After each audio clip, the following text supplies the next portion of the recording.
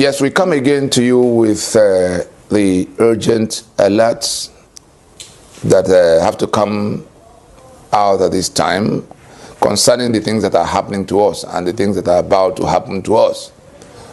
Only a few days ago, in the aftermath of the train terror, the Kaduna Abuja train terror attack, and the demands of the terrorists who are holding on to most of the passengers, we did raise an alarm that from the tone of their demand about not wanting money, it's not money they were asking for.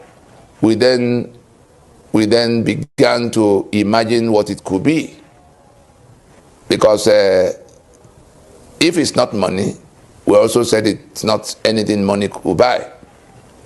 And we began looking back at what we already knew on the subject matter. We began to ask whether it had to do with land or our sovereignty. As we raised those questions, other things happened. And one of the victims, whom they later put on video from the place of captivity, Alhaji Kabir Muhammad Adamu, the managing director of Bank of Agriculture also, who then conveyed their demand, say the federal government knew what the demands were, and therefore, from what was in the video, they didn't name what that demand was.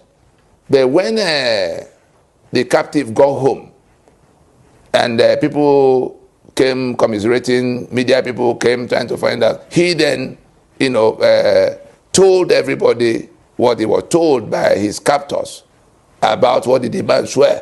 It then turned out to confirm our worst fears, that it is the land of Nigeria. I want everybody to listen carefully so that we can understand what situation we're caught in now. The lands of Nigeria, and there's a video we can verify on YouTube titled "Ahead of 2015 Election." It was on STV. It was a 2014 interview when these deployments, when these terror merchants, mercenaries that have been hired by those who wanted to grab power by all means in 2015. That interview happened in the very period they were rampaging and doing all kinds of things. And we had gone to TV at the time to say that this is what is behind the insurgency we were seeing on an unprecedented scale at the time. People who say either they get to power or the place will be made ungovernable. People who said the blood of the baboon and that of the dog will mix up. These were the people who hired these mercenaries. El-Rufai himself told us how he went, later. We were piecing, we were bringing the pieces together to form a complete picture. That there was a promise. There was a promise to hand over the lands of Nigeria to these marauders in return for their services of providing the quantum of violence that was required to push out Goodluck Jonathan from office in 2015 electoral round. And so, if we go back to that video titled "Ahead of 2015 Elections," that's the title on YouTube. We can click it and find out today. It's on STV. We will see that it was all about election that was coming. It was all about power. So there was election that was the rendezvous, the point of exchange on the matter. And the gladiators and what they were doing to carry the day. Subsequent, we saw El-Rufai confirming on national TV how he went to 14 different countries to give these mercenaries money for whatever. They were killing people in his domain, and all he could do as sitting governor was to go to give them money. But the picture is getting clearer now that it was El Rufai that actually interfaced with them in that contract of bringing them in. Of course, it's on behalf of his principal, who then emerged as president and commander-in-chief. These are I'm just giving our own readings of what we see. If anybody has a better account of what it is, particularly the ones who are named in that that government, I don't see anybody that they could be referring to as government than the president and commander-in-chief, who was their champion all these years. We remember when Jonathan and Ihejirika was struggling with Boko Haram. It was the same Buhari that came out to say that the attack on Boko Haram was an attack on the north. He was always their spokesman. He has not ceased being the patron of Miyetti Allah, that have been taking credit and proudly too for the murderous onslaught by Fulani herdsmen, the fourth most deadly terror group on the face of the earth. So we are connecting, we are bringing together who is playing what role in this sordid drama that has now become an existential threat to the indigenous nationalities of Nigeria across the south and middle belt, looking at this map. So this invasion we have seen, everything we have seen that came as insurgency, that came as Boko Haram, that came as Fulani herdsmen, that came as ethnic cleansing, from that 2012, 13, 14, particularly from 2015, has to do, everything we saw had to do with that promise of come and help me to power so that you can take the land for yourselves. And it is within the context of that interpretation that we begin to see the complicity of our own president and the commander-in-chief of the armed forces that was supposed to be defending us from this invasion. How did we come to the conclusion of complicity? We saw, apart from the utterances, oh, give up your land or your life, from his spokesman. We saw the defense, his minister of defense asking the states that were passing anti-open grazing laws to do away with those laws. Otherwise, they will have to contend with the cows that have to find their way. We saw the many attempts of trying to, reverse the laws to recreate, to bring about open grazing. The Ruga thing that we have always talked about, all of those were attempts to fulfill that promise, to hand over the land of Nigeria to these people that will now become the permanent owners. And further on that question of complicity of our president, we saw when the borders of Nigeria were thrown open, compromising our sovereignty. And we saw the numbers that poured in terms of the Fulani that had to come from everywhere in the sub-region into our space. We saw during the COVID-19 lockdown how they were moved into the southern territories using Dangote trucks. We saw the governor in Bauchi that came to national TV to tell us that Fulani from everywhere belong to Nigeria. We saw what Pantami and the immigration people have been doing in documenting them as Nigerians, since that was the policy of the so-called federal government. I say so-called because Nigeria ceased to be a federation. The Federation of Nigeria collapsed in 1966. And all of the federal governments that have been operating in Nigeria since 1967 are illicit federal governments, because we couldn't have a federal government in the absence of a federation. We still have a country, but it is anomalous to be talking about federal government. And so we for the purpose of this broadcast, we will then say the rogue federal government that emerged from 1967 upon the collapse of the Federation of Nigeria had been, the one dictating to everybody what will happen to everybody. And the Fulani, as we have seen, had hijacked that rogue federal government. So it's just a matter of, mechanism for conquest. And the whole purpose of what they were doing all the while If we look back at Ahmadu Bello's battle script of 1960, in which he was talking about, the estate of their great-grandfather, everybody's familiar with that now. We now begin to look at the Buhari that contested elections 4 times. It was for the purpose of, we allege that it was all for the purpose of bringing Fulani from everywhere to resettle them in our space, killing off the owners of the land, the indigenous nationalities that own the land. The title did.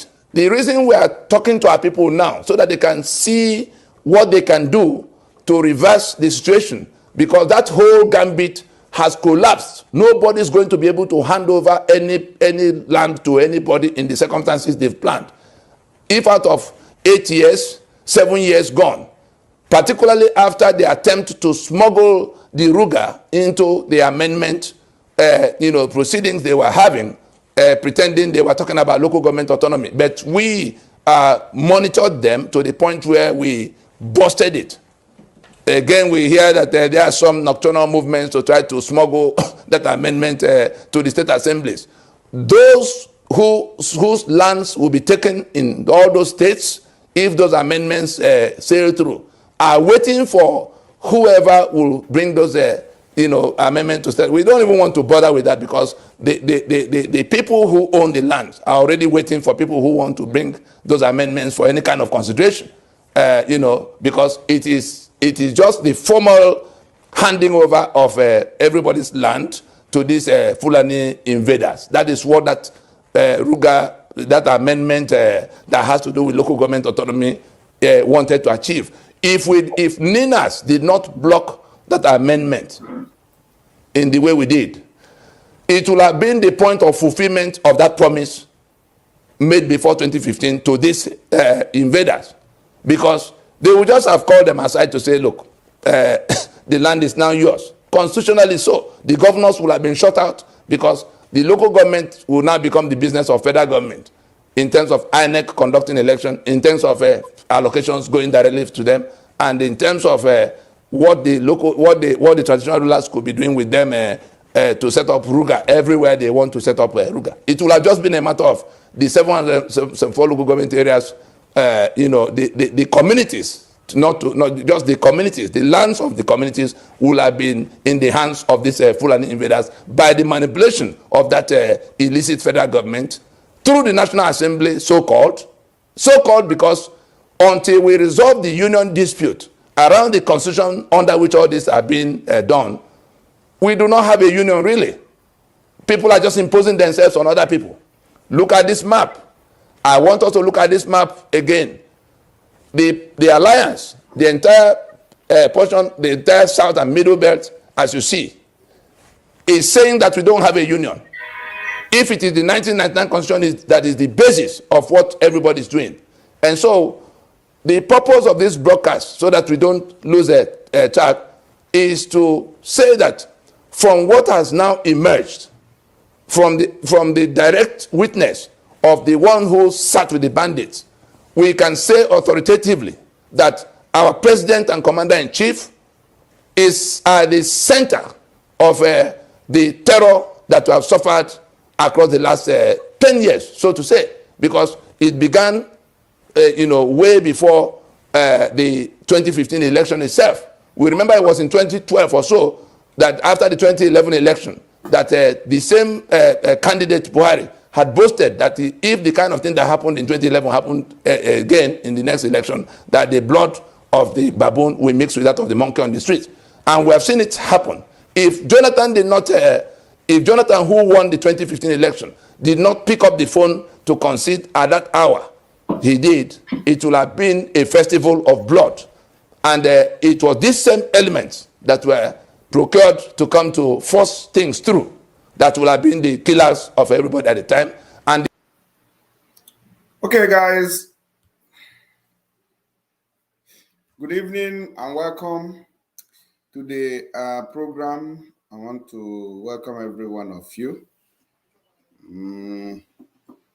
to this evening's broadcast. Now it is getting clearer on the reason or the reasons why we must say no to any form of election in Biafra land.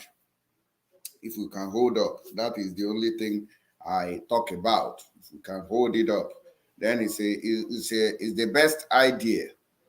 I've been seeing people who are saying all different things, and we also love to engage them if they come here to say that there should be election. You can hear from this man, which is Tony Nnamdi. You can hear from him what he's explaining here, that you don't read. They say they try to find out what these people are looking for. Is it money?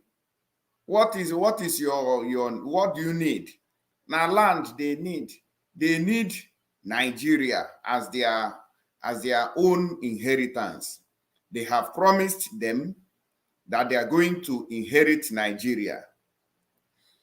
If Goodluck Jonathan, the former president of Nigeria, could concede and say, if because Buhari and the terrorists have threatened him, and they told him that if he doesn't concede to defeat, that every living thing was going to go down. He had no other option other than to say yes and let it go, instead of people to die. Now, how can such country survive? You are now telling us that, oh, if in such cases arises again, that P2B will say no, and he's going to carry foreign army to fight the jihadist who owns the country where he hails from. Is that what you people are telling us? Those that are wanting PVC, those that are telling us that they are going to support P2B up and down. Yes, you might be supporting P2B everywhere in everything possible, thinking that it cannot be rigged. But sorry you, may God not allow them, may they kill you. In 2023, coming next year, there will be no election in Biafra land. My only issue has been if we can hold it up. If we are ready to support no election in Biafra land, is the question that we need to ask ourselves properly, and if we are ready. Or where would the main thing here? It's not just some of us who are coming to say, yeah, we support no election in Biafra land, but are you also working towards it? Are you informing your people? Look at you that was living in hunger a few years ago, now looking clean based on the money they are paying you from this trash you are selling to gullible Igbo.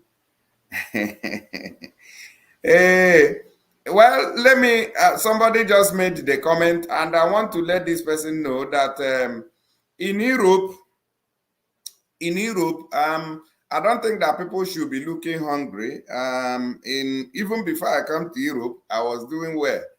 So this person who is writing this thing is just somebody who has been deceived.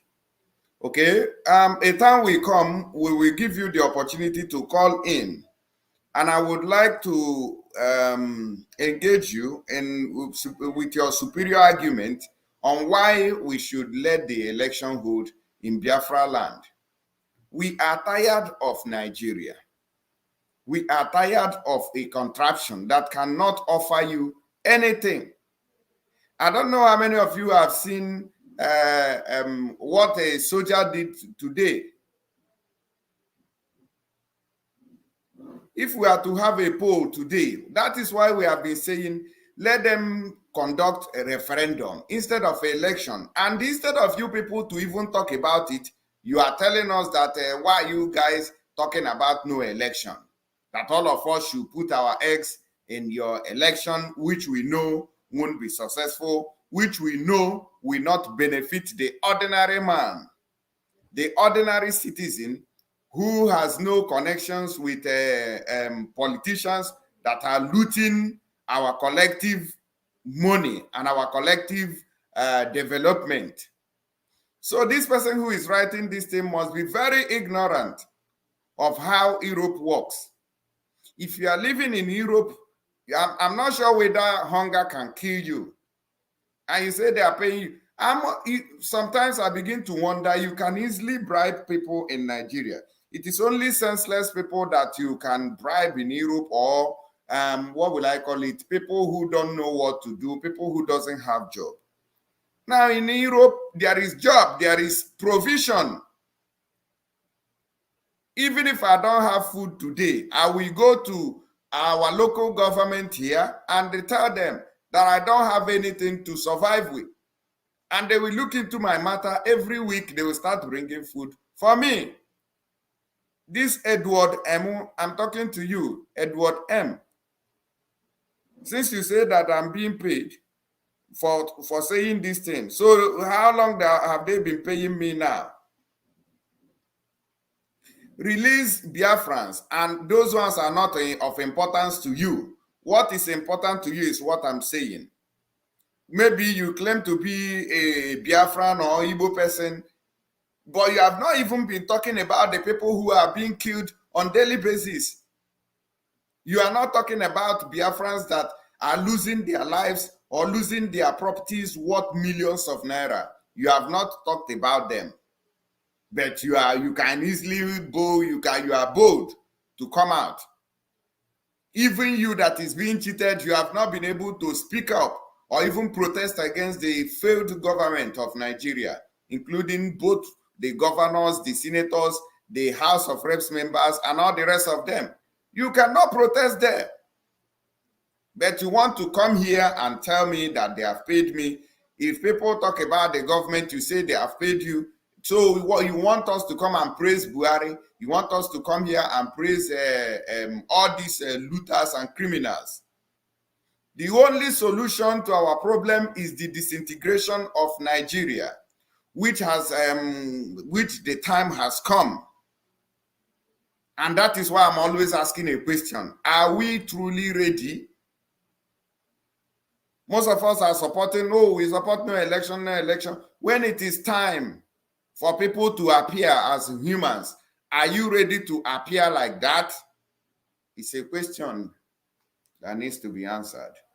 Of course, I know that a lot of people are also serious about it. On another side, I played a video here. Okay, of course, I know that a lot of people did not join us when we started. You know, we had to wait a little before people could join us. And I will play that video again. So because our people have lost it all. They feel that, it is only these people who support Biafrans that are, I am quite sure that I have been in Europe before, right? Your ranting can't make any change. Rather, let's support people. We go back home and preach your genocide. Okay, but you are not preaching about it because you have been to Europe before. So where are you now? Where are you now? The ranting does not have impact, Abby. And when it is time for us to declare the no election, of course we are declaring it now. When it is time for implementation, that is when you know whether the ranting from Europe is real or not. Okay? That is how it is. I'm not going to give or pay attention to you. You that you want a better Nigeria, you want P2B. Didn't you listen to this video that I just played for you here?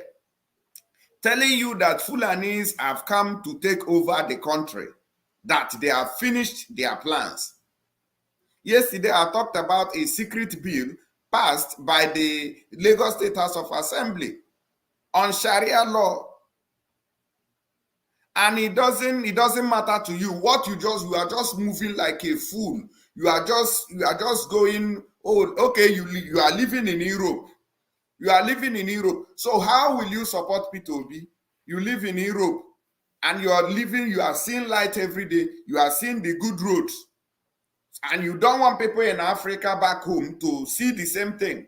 You want to always give them the same thing that the failed government of Nigeria is doing. You want to come out and give them a peanut. You want to come out and give them 1 naira. You want to come out and give them 50 kobo, to, let me see. I want to check something here. We are going to go back to it. Let me.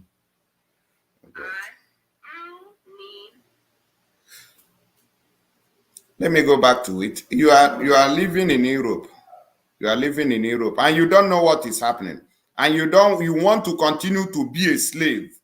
You want to continue to be pushed around. Oh, today you go there, they tell you like this. You don't want to own a country where you can welcome white people. You, this Edward M. that is living in Europe, you are married, if you are married to a white man or a woman, can you boldly take them back to your country today and say, oh, let's leave? The way your government officials in Europe are living their life, riding bicycles up and down without anybody shouting, wow, wow, wow, wow, behind them. You don't want to live like that in your own land. You want to throw peanuts to people at home and say, oh, take this 5,000 and they will hail you. You want to continue. You lose your identity. You lose your generation. So when your children, fourth generation, they will now live in Europe where they are being segregated, where they are living as what would I call it? Third, fourth, fifth, sixth class citizens. Where the people are selecting that one black, I bet shift and go one side. It doesn't matter how much you live in Obodo Oyibo, they are still, you will still see that you are not the same color with them. That is why you need to have a country that you can be proud of, so that them too can even try to visit that same country, and then you also try to give them that same thing, that measure that they are giving to us. If not that our people has been brainwashed so much.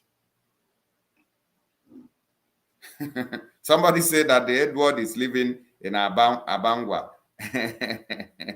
He doesn't know what he's talking about. Let's start for people who didn't join us earlier. Now, I want you people to listen because some people have lost it. Yes, we come again to you with the urgent alerts that have to come out at this time concerning the things that are happening to us and the things that are about to happen to us. Only a few days ago, in the aftermath of the train terror, the Kaduna Abuja train terror attack, and the demands of the terrorists who are holding on to most of the passengers, we did raise an alarm that from the tone of their demand about not wanting money, it's not money they were asking for. We then began to imagine what it could be, because if it's not money, we also said it's not anything money could buy. And we began looking back at what we already knew on the subject matter. We began to ask whether it had to do with land or our sovereignty. As we raised those questions, other things happened. And one of the victims, whom they later put on video from the place of captivity, Alhaji Kabir Muhammad Adamu, the managing director of Bank of Agriculture also, who then conveyed their demand, say the federal government knew what the demands were, and therefore, from what was in the video, they didn't name what that demand was.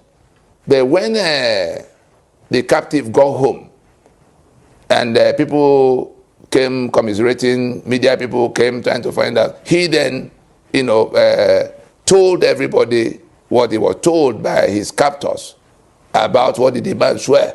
It then turned out to confirm our worst fears, that it is the land of Nigeria. I want everybody to listen. Now, I believe you heard him. He said that it is the land of Nigeria. That is what these people are looking for. It is the land of Nigeria. In case you don't know, it is the land of Nigeria. In case people are taking it for a joke, it is the land of Nigeria that these Fulani terrorists every day they want. This is not Mazi Nnamdi Kanu that you would say, oh, Mazi Nnamdi Kanu, he's always looking for Biafra, so he won't talk anything good about Nigeria. Okay, so this is not Mazi Nnamdi Kanu. This is a total different person. A lot of people have been talking about this. Let's continue with him.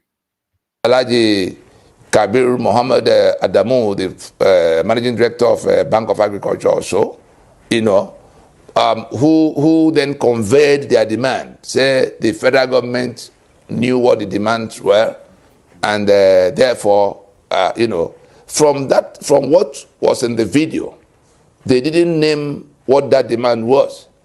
But when the captive got home, and people came commiserating, media people came trying to find out, he then, you know, told everybody what he was told by his captors about what the demands were. It then turned out to confirm our worst fears, that it is the land of Nigeria. I want everybody to listen carefully so that we can understand what situation we're caught in now. The lands of Nigeria, and there's a video we can verify on YouTube titled "Ahead of 2015 Election." Okay, you heard him. A video titled, let me look for that video. Ahead of, okay, I've got it immediately. Ahead of 2015 election. Okay. Ahead of 2015 elections with Tony Nnamdi. I think that's Silverbird, 7 years ago. Okay. I'm going to talk about that one again. When we finish this one, then we'll go and look for that video. It was on STV. It was a 2014 interview when these deployments, when these terror merchants, mercenaries that have been hired by those who wanted to grab power by all means in 2015. That interview happened in the very period they were rampaging and doing all kinds of things. And we had gone to TV at the time to say that this is what is behind the insurgency we were seeing on an unprecedented scale at the time. People who say either they get to power or the place will be made ungovernable.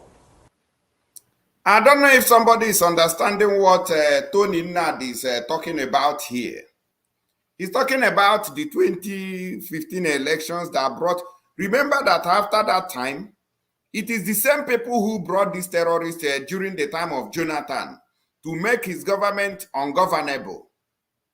But today, and they promised all the Fulanis from every part of the world that the plan is for them to come and fight to die, fight to the last, to make sure that Goodluck Jonathan's administration was frustrated, and they succeeded in frustrating the administration of Goodluck Jonathan. Okay, they frustrated his administration, and they promised them that they were going to hand over Nigeria to them. They were going to hand over Nigeria to them. Today, those people are still on rampage, and they have been paying them billions of dollars.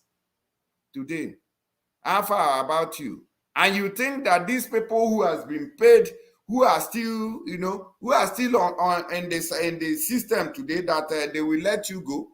They will allow P2B to. P2B is just a mere distraction to what is to come. Well, now they look, all these people who are thinking that what we are saying today is just a mere akokife. That by that time, it might be a little bit late. People who said the blood of the baboon and that of the dog will mix up. These were the people who hired these mercenaries. El-Rufai himself told us how he went, you know, later. We were piecing, we were bringing the pieces together to form a complete picture. That there was a promise to hand over the lands of Nigeria to these marauders in return for their services of providing.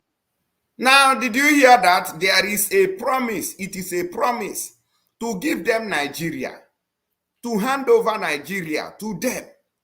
And that is why they will continue to fight. That is the reason why they will continue to kill people, to subdue them, to oppress them, to make sure that they agree and align with their own terms and conditions. But you, the same thing that happened to, if our politicians are actually speaking the truth, people like Goodluck Jonathan are the ones who are supposed to come to the backyard and tell us that this Nigeria can no longer work again. But they will keep quiet. They will act as if nothing is happening while we are droning. How do you go? In the quantum of violence that was required to push out Goodluck Jonathan from office in 2015 electoral round. And so if we go back to that video titled Ahead of 2015 Elections, that's the title on YouTube. We can click it and find out today. It's on STV. We will see that it was all about election that was coming. It was all about power. So there was election that was the rendezvous, the point of exchange on the matter. And the gladiators and what they were doing to carry the day. Subsequent, we saw El-Rufai confirming on national TV how he went to 14 different countries to give these mercenaries money for whatever. Okay. Did you hear 14 different countries is where Governor El-Rufai of Kaduna State, he went and he paid money to terrorists. 14 you can imagine 14 different countries. Meanwhile, you are dying of hunger and poverty. You are dying of no good roads in your region. You are dying of lack of education. Nothing is working in our society. But they went to pay Fulani terrorists in 14 countries. That is just a Rufai. We have not talked about other governors and other government offices or even the presidency himself. So if El-Rufai can pay for 14 countries, how about the other governors in the north or even Asorok itself? How many other countries have they paid money to? They invited them and told them that Nigeria is their own, is their heritage, and they have nothing to lose. So tell me why these people will not fight to make sure that nothing good comes out of Nigeria. You want to live a better life and you are in Nigeria. You never. But they were killing people in his domain, and all he could do as sitting governor was to go to give them money. But the picture is getting clearer now that it was El-Rufai that actually interfaced with them in that contract of bringing them in. Of course, it's on behalf of his principal, who then emerged as president and commander-in-chief. These are I'm just giving our own readings of what we see. If anybody has a better account of what it is, particularly the ones who are named in that that government, I don't see anybody that they could be referring to as government than the president and commander-in-chief. Who somebody said that I'm playing what this man, the trash, is saying. So is what he's saying here not the truth? I want to ask these people who have come here to gossip, is what this man saying here not the truth? Some of you, out of sentiment, you will lose out on important information that will give you a link on what is going on. Whether he's having issues or they are jealous about Mazi Nnamdi Kanu or everything, they still have one or two things to offer. There is sense in every nonsense. But our people, maybe out of the person you hate, you wouldn't want to get important information from that person. We are not going to be like that. we are going to listen to every reasonable thing coming from anybody, whether mad person or not. It's a scam, and has exposed them and destroyed that nonsense. We are not talking about Ninas here. We are talking about what they said. And I'm telling you that Nigeria, this man is telling you that Nigeria was sold to these Fulanis to come in and take Nigeria as their own land. Forget whether they are Ninas or whether they are madness or whatever. And take the point that he's giving to you today. Who was their champion all these years? We remember when Jonathan was and Hejrika was struggling with Boko Haram. It was the same Buhari that came out to say that the attack on Boko Haram was an attack on the north. He was always their spokesman. He has not ceased being the patron of Miyetti Allah, that have been taking credit and proudly too for the murderous onslaught by Fulani herdsmen, the fourth most deadly terror group on the face of the earth. So we are connecting, we are bringing together who is playing what role in this sordid drama that has now become an existential threat to the indigenous nationalities of Nigeria across the south and middle belt, looking at this map.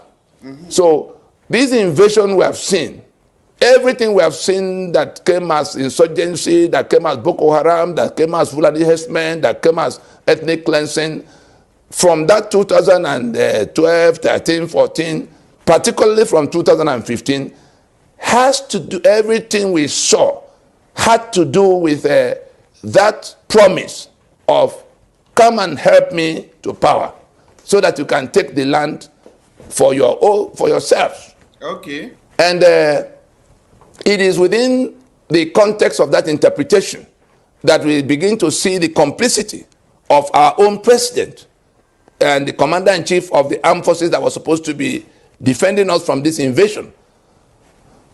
How do we come to the conclusion? How did we come to the conclusion of complicity? We saw, apart from the utterances, oh, give up your land or your life, from his spokesman. We saw the defense, his minister of defense asking the states that were passing anti-open grazing laws to do away with those laws. Otherwise, they will have to contend with the cows that have to find their way. We saw the many attempts of trying to, Now, for people who are still doubting, Shebi the water bill is back. Shebi the water bill is back on the Senate again for them to consider it. What do you think the meaning of that is? Is what this man is telling you here. That is exactly what he's saying.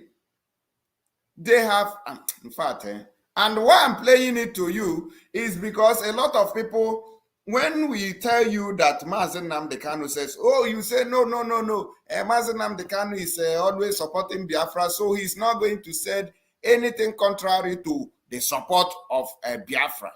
Okay?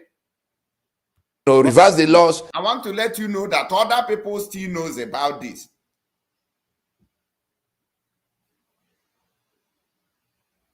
To recreate, to bring about open grazing. The Ruga thing that we have always talked about, all of those were attempts to fulfill that promise, to hand over the land of Nigeria to these people that will now become the permanent owners.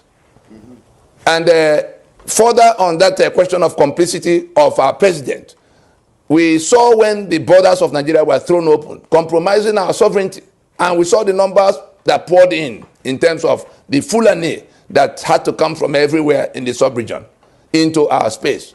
We saw during the COVID-19 lockdown how they were moved into the southern territories using Dangote trucks.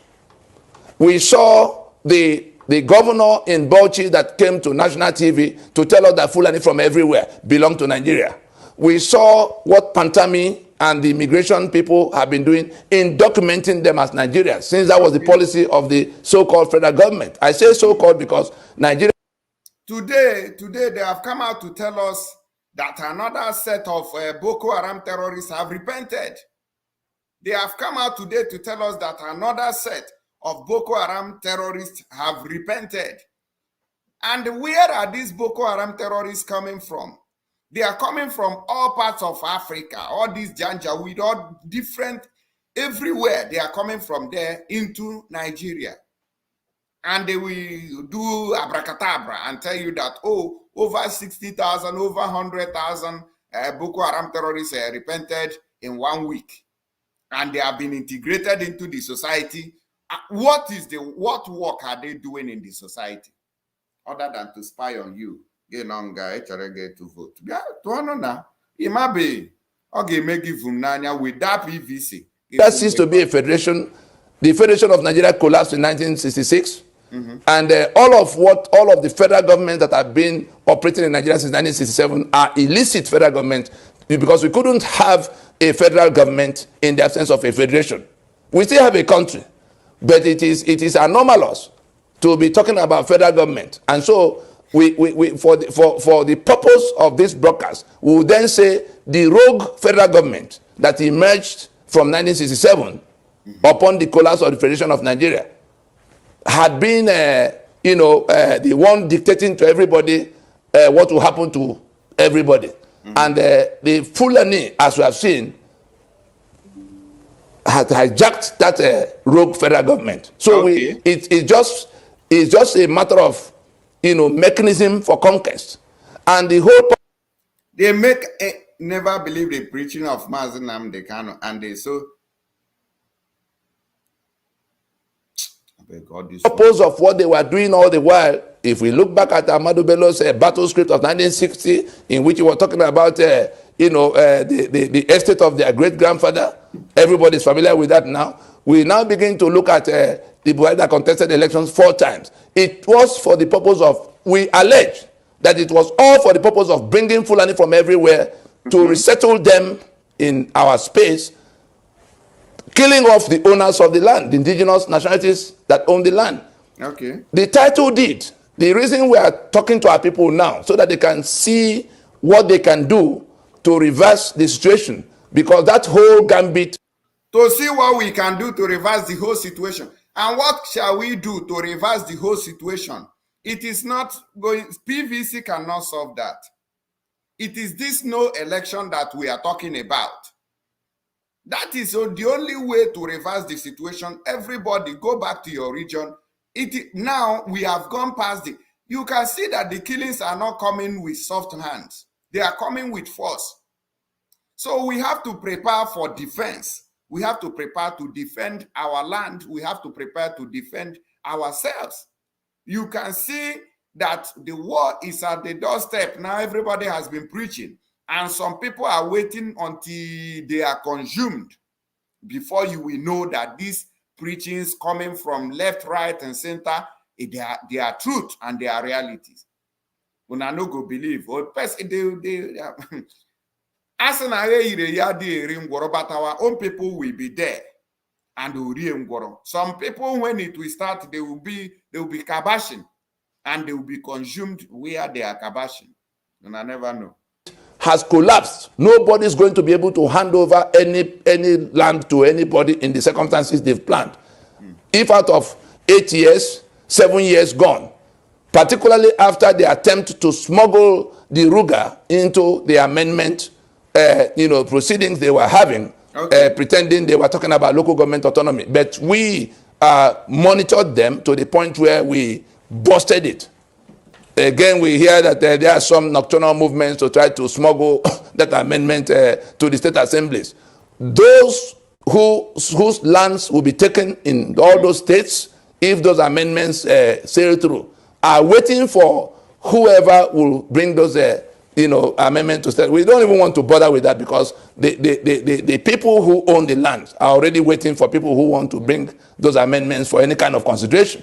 Because it is just the formal handing over of everybody's land to these Fulani invaders. That is what that that amendment that has to do with local government autonomy wanted to achieve. If Ninas did not block that amendment in the way we did, it would have been the point of fulfillment of that promise made before 2015 to these invaders, because they would just have called them aside to say, look, the land is now yours. Constitutionally so. The governors will have been shut out because the local government will now become the business of federal government in terms of INEC conducting election, in terms of allocations going directly to them, and in terms of what the traditional rulers could be doing with them to set up Ruga everywhere they want to set up Ruga. It will have just been a matter of the 704 local government areas, the communities, not just the communities, the lands of the communities will have been in the hands of these Fulani invaders by the manipulation of that illicit federal government through the National Assembly, so-called because until we resolve the union dispute around the constitution under which all this are being done, we do not have a union really. People are just imposing themselves on other people. Look at this map. I want us to look at this map again. The alliance, the entire portion, the entire south and middle belt, as you see, is saying that we don't have a union. If it is the 1999 constitution that is the basis of what everybody is doing. And so the purpose of this broadcast, so that we don't lose a track, is to say that from what has now emerged, from the direct witness of the one who sat with the bandits, we can say authoritatively that our president and commander-in-chief is at the center of the terror that we have suffered across the last 10 years, so to say. Now, you don't hear him now. Buhari is going now. Okay, now, do you think that if this fake Buhari that is going out now, they will now leave somebody who is coming to clean up? You think they will allow somebody who is coming to clean up their mess to take over from the country? You should know that it is not possible. Who they are going to give is this their Muslim ticket, whether we like, everybody they will. Everybody they shout, oh, this is a collapse of this is a collapse. They know. And some people have been comparing what happened in Sri Lanka to happen in Nigeria. My people, it is not obtainable. Our people will go and be watching BB Niger. So when will they have time? When will they have time to go and start a revolution? Do you think they are going to have time for the revolution? Nobody is going to. Look at what happened at the NSAS. Nobody so they just scatter them. Everybody go, everybody fled. And so something that should have turned revolution. Okay, now if you want to take it as the NSAS, it wasn't in the whole country. It wasn't in the whole country. If you look at the NSAS revolution or the NSAS protest, you realize that it was only in the southern part of the country. The northern youth and the northern Alamajiris were not interested in whatever thing you are talking about, whether you want to break free from Nigeria, whether you want the country to get better. They are not interested. Or they were only interested was in Rankadede, and they how far today. So if you think that what was obtainable in Sri Lanka is obtainable in Nigeria, you are just deceiving yourself. The only way it can happen is when you have a country of your own. When, like, we are fighting for this Biafra, the only thing that is making people look as if they are not supporting Biafra is because they have seen that there is so much intimidation. That is why somebody from Delta State will deny himself and say that, oh, I'm not an Igbo person. You all saw it now. They are denying it because they are afraid. But given an open room, they will realize who they are and they will speak. But today there is no freedom of speech. And you think that people are going to come out open to speak. If I'm in Nigeria, I will not come out to preach Biafra like I'm doing here. You know that. So that is the difference. And that is what is happening in Nigeria. The North or the youth of the North cannot come and support your revolution like what happened in Sri Lanka. It's a lie. It's a lie. It can only happen maybe when you have a Yoruba nation, when you have a Biafra nation. That is where it is obtainable. If there is a failed government there, people can call for revolution and it will happen. But in a Nigeria like this, you realize that only the Southerners are the ones who are protesting and saying that enough is enough for this foolish government. I don't know whether or not they understand what they talk. Because it began, way before the 2015 election itself. We remember it was in 2012 or so that after the 2011 election, that the same candidate Buhari had boasted that if the kind of thing that happened in 2011 happened again in the next election, that the blood of the baboon will mix with that of the monkey on the street. And we have seen it happen. If Jonathan did not, if Jonathan, who won the 2015 election, did not pick up the phone to concede at that hour. Alpha, did you hear that? Jonathan won it openly, and he conceded to defeat. He conceded because he knows what was about to come. Our southern leaders, are they ready to confront anything that is about to come? Rather, they are licking the boots of these people instead of to support the Biafra agitation. Those of them in the Yoruba region to support Yoruba nation or Duduwa nation, they are afraid to speak out. All of them. What a shame. What a shame. We don't have people. Go and see how Autumn is speaking out. Speaking out, even though he's a sitting governor. But can you tell me any of our governors or senators or anybody that is blasting this government the way Governor Autumn of Benue State is speaking out? It doesn't exist in no day. Is it Soludo? Is it Hope Ozadema? Is it what do you call it? Okezipa Ipe Gota? Is it those people that are coming to speak out and say, releasing Nnamdi Kanu? What are you doing with him? What is his offense? You will see them hiding in women's basket up and down, buying motor for women. So whatever happening, it don't concern them.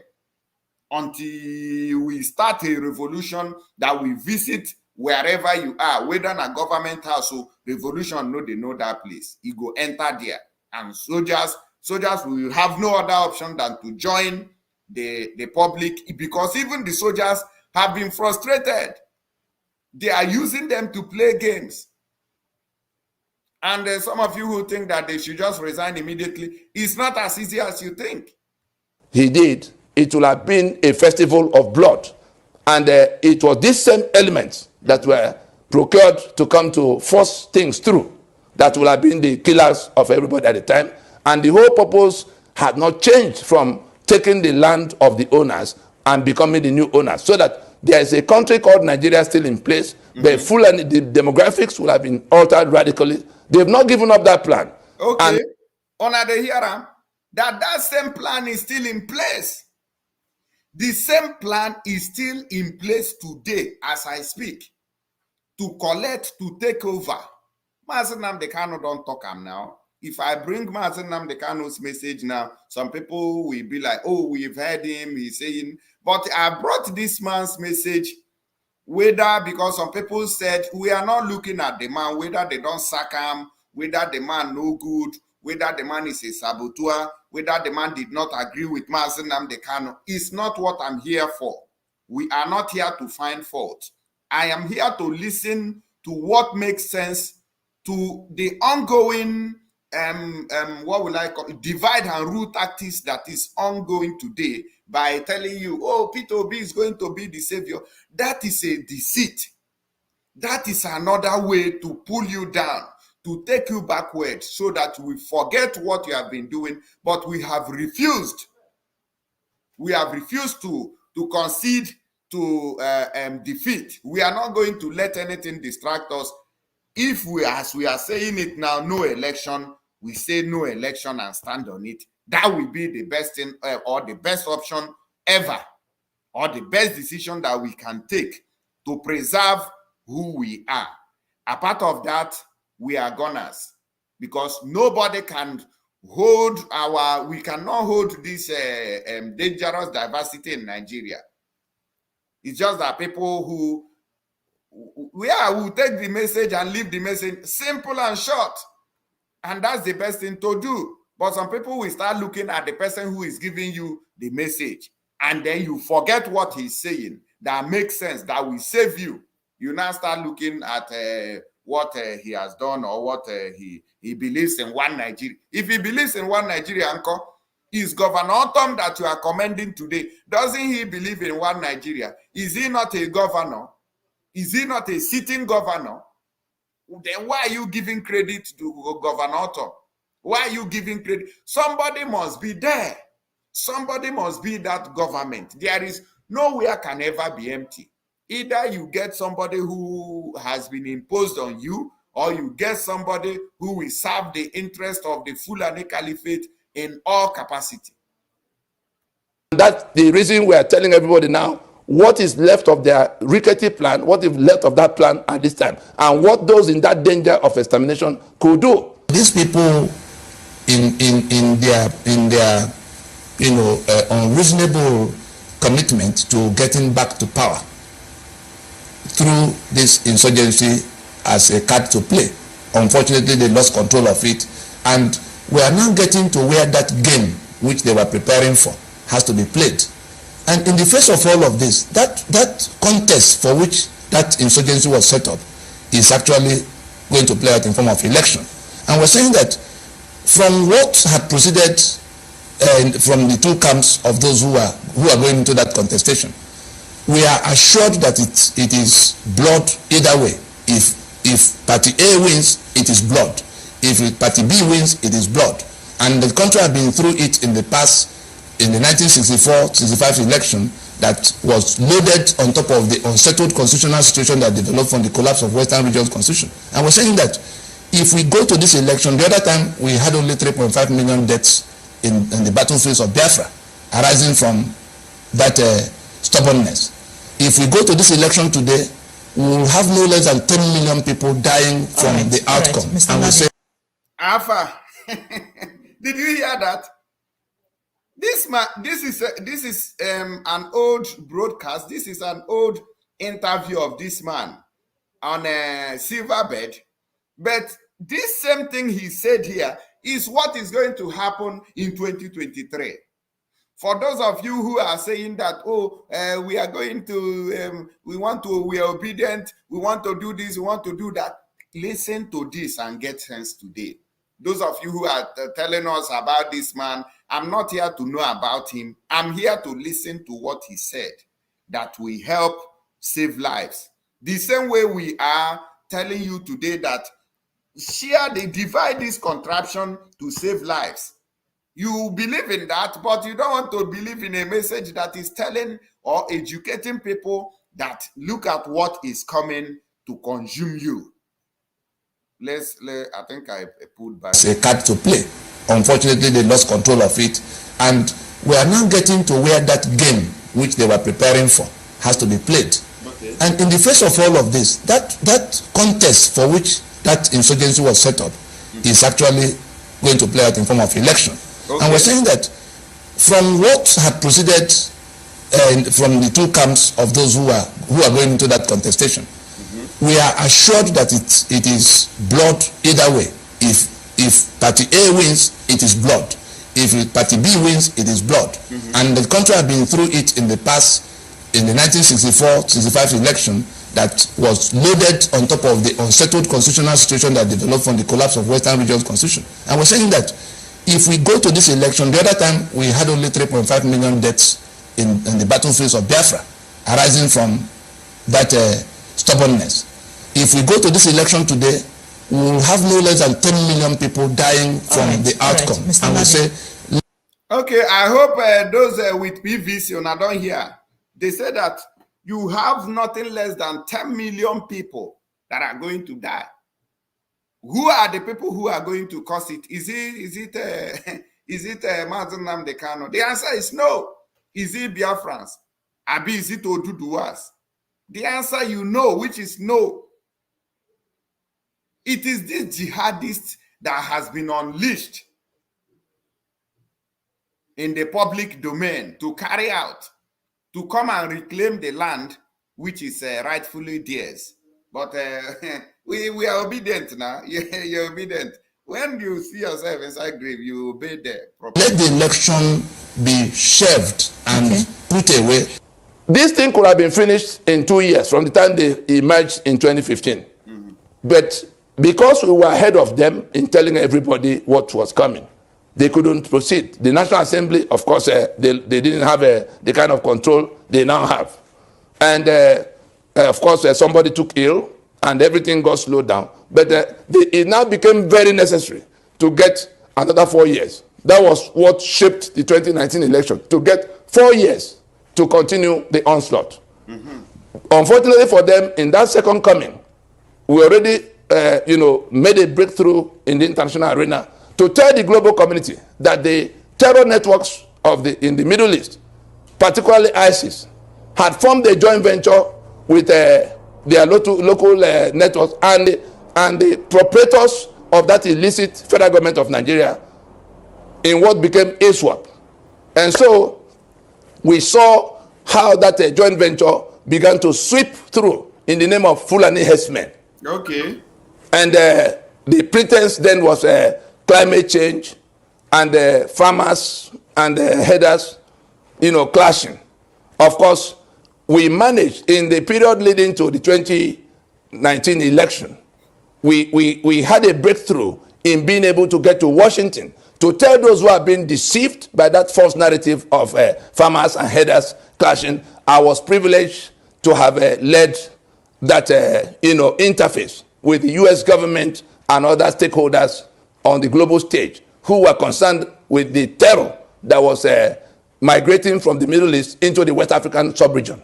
And we told them what we knew about what our government was doing in bringing that terror network to reinforce them in West Africa for further engagement with the rest of the world. And it became a huge impediment to that plan of taking the land by force. We saw what El Rufai was doing in Kaduna, particularly southern Kaduna, where the owners of the land were always the ones to be arrested. When people from afar, people they could identify, Fulani, were invading them and killing them off. We saw the Adara Kingdom, the incident there. We see what's going on in northern Kaduna even now. That Muslim, indigenous, communities who are also Muslims. So it's not even a matter of jihad or anything religious. It is an ethnic campaign by the Fulani to create a homeland for their people from all over the West African and the Sahel sub-region. And so we are in that situation in which they couldn't finish, because we remember when Buhari himself said that Trump asked him in their private meeting, why are you killing Christians in your country? It was because there was an interface going on at the highest levels in the US and elsewhere, that information became available to them. The deceit of farmers and herdsmen clashing over climate change got overtaken. We saw when they sent Oshibajo to go to lie on their behalf in Washington that no killings were taking place. And Oshibajo actually came, and he got the embarrassment of his life when he was called a shameless liar to his face, that his people were being killed, and he was sent to come to lie that it was not happening. And he actually boarded the plane to come to tell them, being a pastor, You hear that? Osibanjo, a pastor, that is a pastor in this Nigeria. When I tell you people that Osibanjo, when he closes, they put him in the cage and lock in Asorok there. You think, oh, it's a joke. Whenever they want to lie, they bring him out. Go and lie to them, you're a Christian. Go and lie to them, you're a Christian. Go and tell them you are a Christian, so they can calm down. And that is what, even the Muslim ticket does not make any difference with what we have in this administration of Buhari and Yemi Osinbajo. There is no difference there. So Tinubu has chosen, and nothing is going to change that. They are going, whether you like, choose Christians, go change this country, this Nigeria, where they think say, oh, let's go and get BBC to change it. Hear story here. Hear this story. Being a professor of law, being Yoruba, that he came to tell the America that was providing the satellite support for what the Nigerian military was using to pursue after the terrorists were within the view of the U.S. So this vice president turns up, coming to say that, trying to use his credibility as pastor and Christian who is vice president to say that no killings were taking place. Of course, the U.S. already had superior information on the subject matter. So we're just putting all this together to say that there is an orchestration, there was a suppression of the truth of what was going on, and now, as it has pleased the forces of heaven, that truth has been forced out because these people who were not able to deliver, having played all pranks. You saw when it was grazing reserve in National Assembly, it didn't go. A grazing route, he didn't go. He came to where the Buhari wanted to resort to executive order. He wanted to bypass the National Assembly to say, by executive order, bring me all the files pre-independence about grazing reserves and so that they can be reopened. People actually went into people's land. In Benue, I can remember, to try to begin to set up ranches. The people chased them away. And so it didn't work. They came back, national waterway, whatever. It failed. Alhaji Kabir Muhammad. The same national waterways now is what we are having today. That same national waterways. Is you think these people are going to give up? Or when they are almost getting to the point of winning, they will now hand over to somebody who will take them back 1,000 miles. you must be sleeping. All over the West African and the Sahel sub-region. And so we are in that situation in which they couldn't finish, because we remember when Buhari himself said that Trump asked him in their private meeting, why are you, as pastor and Christian who is vice president, to say that no killings were taking place. Of course, the U.S. already had superior information on this. They went into people's land. In Benue, I can remember, to try to begin to set up ranches. The people chased them away. And so it didn't work. They came back, national waterway, whatever. It failed because people were now alive to that attempt. Eventually, they went on, they called the same Oshibajo to go and launch national livestock, whatever they called it. Again, it failed because as long as it involved people's land that would be occupied by Fulani and their cow, nobody was going to take it. And then the state governors joined in, they managed to pass anti-open grazing laws sufficiently to at least. So now, the 8 years that will be available is in the 7th year, in fact, less than 1 year to election. That promise has not been fulfilled. Mm-hmm. It appears, this is our reading, it appears that the air Rufai that was at the center, the people who have done their own part of delivering the violence that delivered the power, are now feeling defrauded. Okay. We are explaining this so that we who are who will be at the receiving end of that triangular fight will know exactly what's going on. Okay. They are in our forests all the way to Bonny and Badagry. You dey hear so? Bonny in our forest, including in Lagos, everywhere has been taken over today. But some people are not listening to this man. Some people are still here talking rubbish, writing, telling you that this man does not believe in Nigeria disintegration, or he believes. Must everybody believe with you? Everybody cannot believe with you. Let me even tell you, if this man actually, since you say he wants the 1999 constitution abolished and a new one reinstated that can favor everybody, you will see that even some people who are into the agitation, they will turn down. So it might just remain a few people who will be seeking for the Biafra on a serious note. Haven't you seen Mazi Nnamdi Kanu protesting against the Nigerian government? He wasn't protesting because of he wanted Biafra at that time. He was protesting because he wanted a better Nigeria. So at each point in time, people can repent. So don't crucify those who have not repented and they are speaking the truth. Okay, are you telling me that this kind of a person now, despite the fact that he doesn't believe in Biafra yet, that if somebody is coming to shoot him in his house, that he wouldn't defend himself. He will, because he's telling you history. Those of you who are condemning him, he knows more than you do. He knows more than you do. Whether he's in government office, somebody must be there.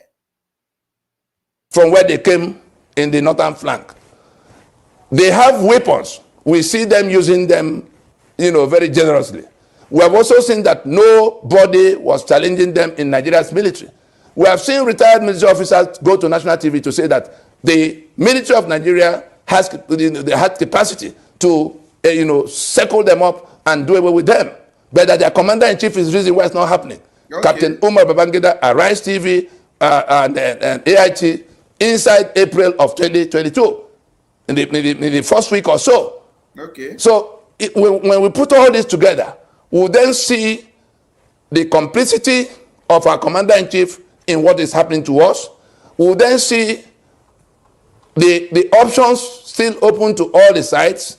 The ones who are feeling a sense of entitlement and being defrauded by the ones who promised them other people's land. Because the land that El Rufai and his principals promised them belong to the indigenous nationalities of Nigeria. Okay. And if it is to come to kill them off and now make the lands Fulani land, that Nigeria will become Fulani country, populated by the millions of Fulani people that are bringing, by brigandage, okay, then those who are in that danger must now wake up to the reality of their situation. Okay. Unfortunately for them, and this is where the matter will end, unfortunately for them, unless they get another extension of time, they will not be able to hand over by any mechanism the lands of Nigerian people to these third parties, these murderous invaders, these Fulani invaders. Mm-hmm. Unless they are able to get that more time, that more time can only be gotten by dragging us to election in 2023. Alpha. How market? Did you hear this one? Did you hear that? He said that time they are buying can only be gotten the way they are dragging you now, the way they are obedienting you now, the way they are obedizing you now to 2023 election. This is not Mazi Nnamdi Kanu. Of course, some of you have said that there is a saboteur, but I want you to listen to what your saboteur is saying. This man is telling you that there should be no election. That is what he's telling you here, dragging you to 2023 elections. And of course, you are happily believing that the social media frenzy is going to win the election. Even APC themselves have told you that Tinubu told you that they will labor to death. They go die. He didn't hide it. He said they will not go die for labor. They will not go labor, will not go die. He no pity, he didn't spare words. And that is the truth of the matter. These people, una never know how far. Una never know how far. Let me repeat a little there. Capacity to, circle them up and do away with them. But that their commander-in-chief is the reason why it's not happening. Captain Umar Babangida, Arise TV, and AIT, inside April of 2022, in the first week or so. So when we put all this together, we'll then see the complicity of our commander-in-chief in what is happening to us. We'll then see the options still open to all the sides. The ones who are feeling a sense of entitlement and being defrauded by the ones who promised them other people's land. Because the land that El Rufai and his principals promised them belong to the indigenous nationalities of Nigeria. And if it is to come to kill them off and now make the lands Fulani land, that Nigeria will become Fulani country, populated by the millions of Fulani people that are bringing, by brigandage, then those who are in that danger must now wake up to the reality of their situation. Unfortunately for them, and this is where the matter will end, unfortunately for them, unless they get another extension of time, they will not be able to hand over by any mechanism the lands of Nigerian people to these third parties, these murderous invaders, these Fulani invaders. Unless they are able to get that more time, that more time can only be gotten by dragging us to election in 2023. When I don't hear them, the time that these people are looking for is disobedient. It is the obedient that has divided us in between lines, including agitators, the people who we thought that, oh, so today where is Tony? He knows the truth, but refuses to stand tall on what he believes. That is the 2023 we are talking about. The more time that they want to buy. And they are buying it already through obedient, and they are laughing. And that is why we are saying no election in Biafra land. May everybody go their mama house. If you know you want to vote, it is easy for you.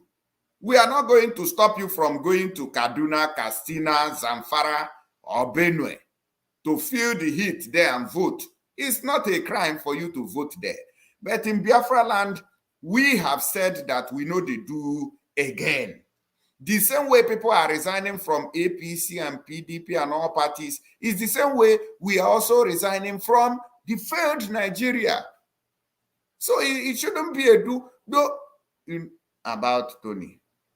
This, we are not telling you people, some of you just came here to tell us about Tony. I'm not telling you about Tony. Okay, what if I'm playing you audio? What if I remove this man and play you this thing? So you can listen. Remove the man from the picture and listen to what he's telling you. You people are just here talking nonsense. I beg you. That is the only way. That is the only mechanism left for them to find any way to maneuver to be able to get any further than where they've gotten now in handing over anybody's land to anybody. And so, if we are stupid enough, the South and the Middle Belt, if we are stupid enough, if we are reckless, if we are careless enough to join to join them in that voyage to 2023. Did you hear that again?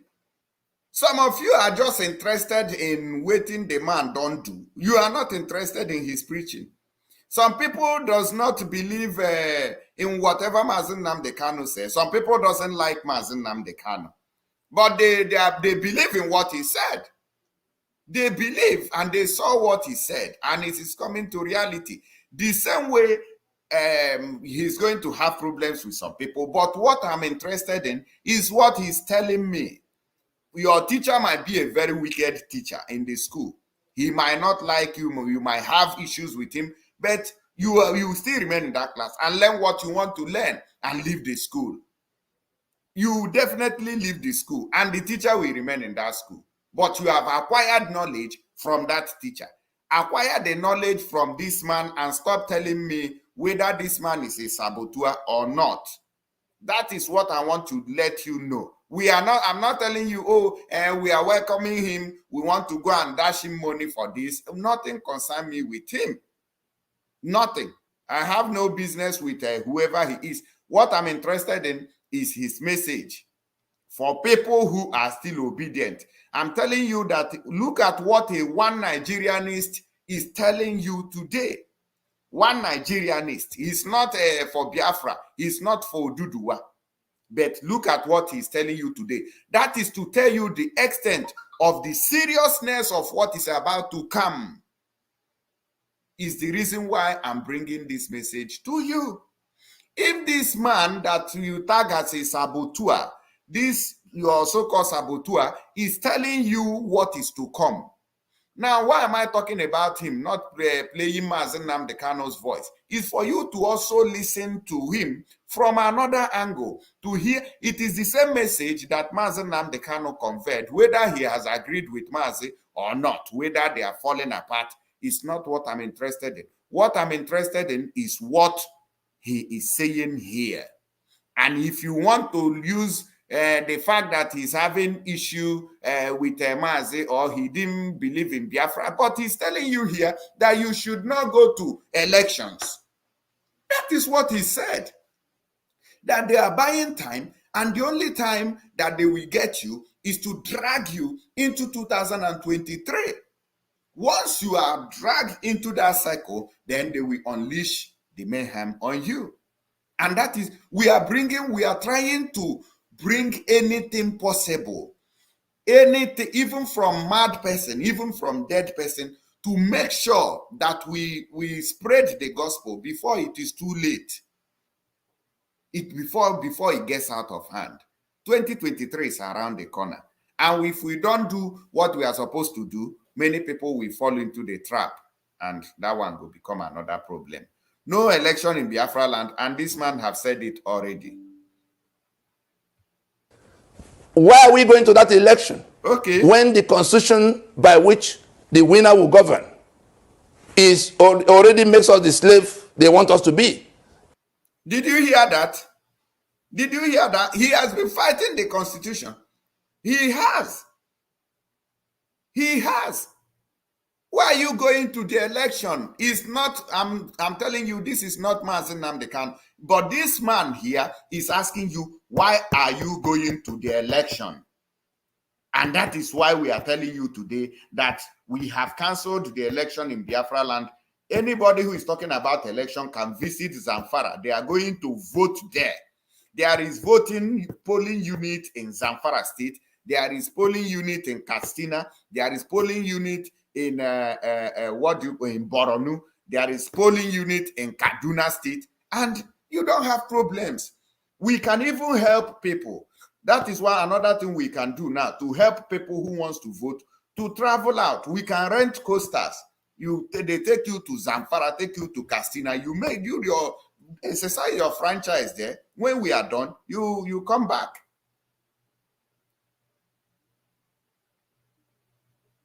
If you like, know who is sponsoring him. So it's what do you call him? It is a Nigerian government that is sponsoring him to come and say this. Anybody who falls apart with you, whether the brain is correct or not, the person has been paid by government. Simon Ekpa is paid by the government. Mazi Nnamdi Kanu too was paid by the government. Me too, I am being paid by the government.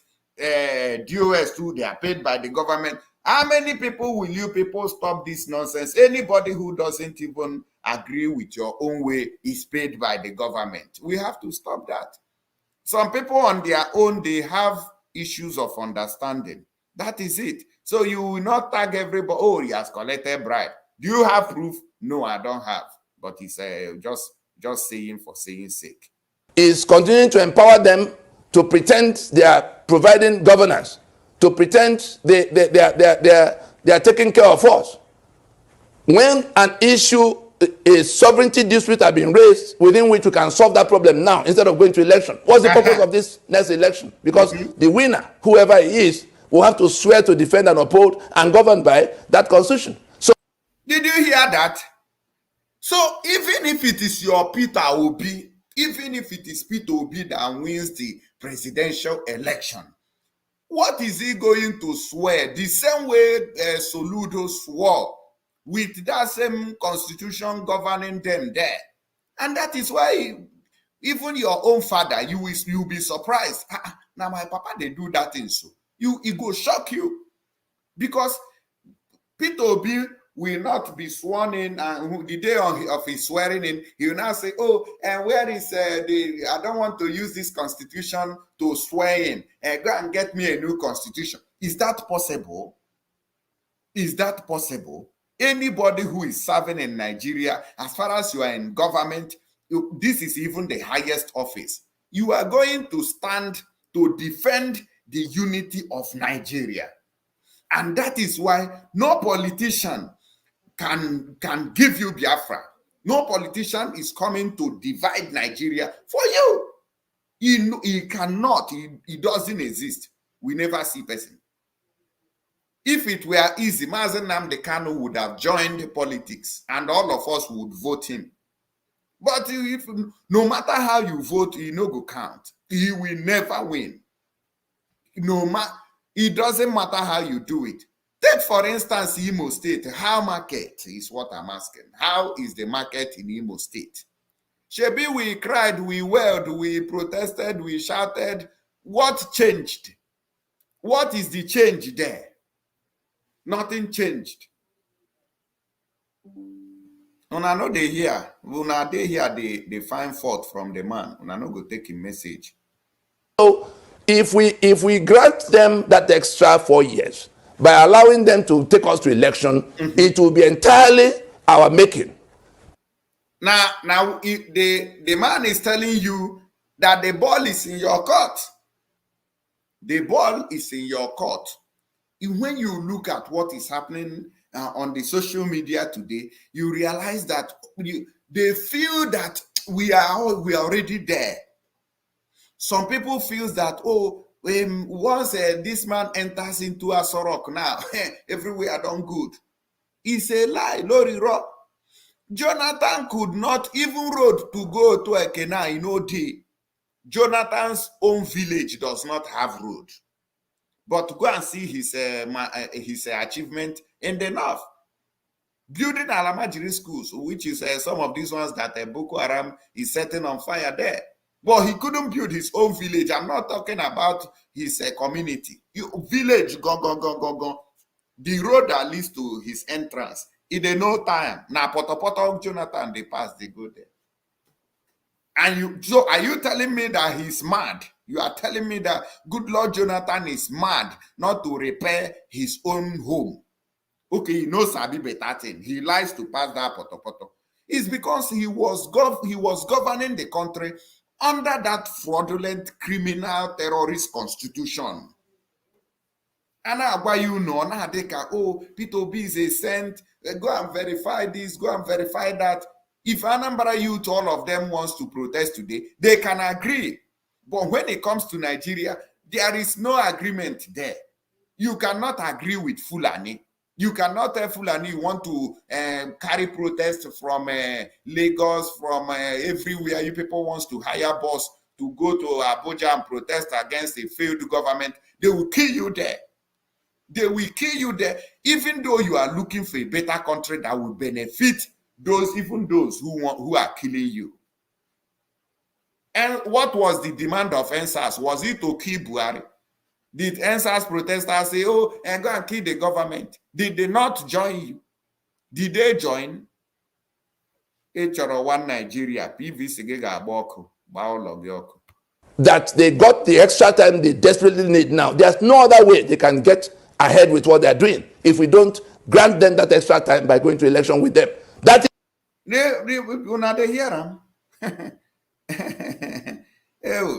is what is at issue. And that election is not even the outcome of the election that is the problem. It is the fact that we are on the journey to that election even at this time. In a very recent broadcast, we talked about their plan A, which is the conquest they are driving already. Their plan B, which is to disrupt the security situation and assume martial powers to now facilitate and fast track whatever it will take to grab this land and hand over to these people. That's all they are using the election to do. And they are keeping the whole of the South and Middle Belt busy with PDP and APC. Did you hear that? Hell, Jehovah. This man finished work here, but people are there ranting, talking rubbish. See who is going to be, whose turn is going to be. The outcome of the election is already predetermined. Did you hear that? The outcome of the election they don't decide already. Natinubu, they don't decide already. But you are there. Peter Obi, when you see frenzy, these people are shouting Peter Obi in this community. They are shouting it here. And look at the youth now. Did the answers succeed? Did they succeed? Was it successful? Did they succeed in what their request was? That is the same thing that is going to happen to Peter Obi, because it is that same answers movement that has taken over the Peter Obi campaign. Is two platforms. They control the two platforms. They control INEC. They control the police and army that will carry the results around. So at what point are you going to be competing with them? So did you hear that? He said, look at intelligence here. Look at intelligence here. Look at reasoning here. Look at. The message is clear. The message is clear. Juan, the message, Juan Arelano, the message is clear. No election in Biafra land, and everything will collapse.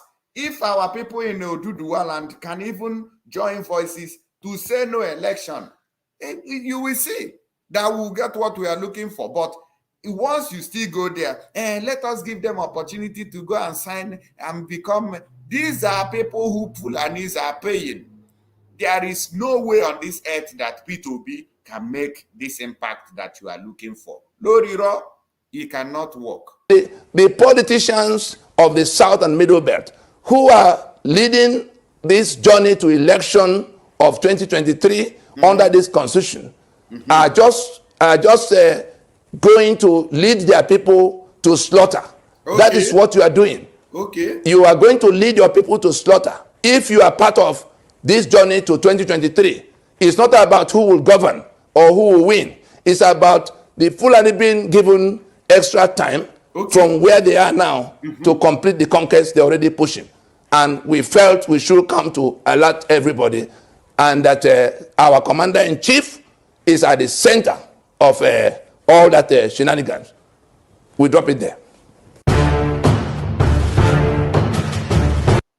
When I don't hear the story, somebody is talking about if you believe in you are man, no talk, sha. This is that's not a very annoying statement, man. No shout, sha. He say if you believe this Tony Nnamdi, you leave you. Is he the leader of our movement? Somebody is telling you reality, and you are talking as if you believe him. Is he the one leading Biafra agitation? I'm going to add this to our screen now so you people can see. For those people who wants to call in, I've added the link and this number.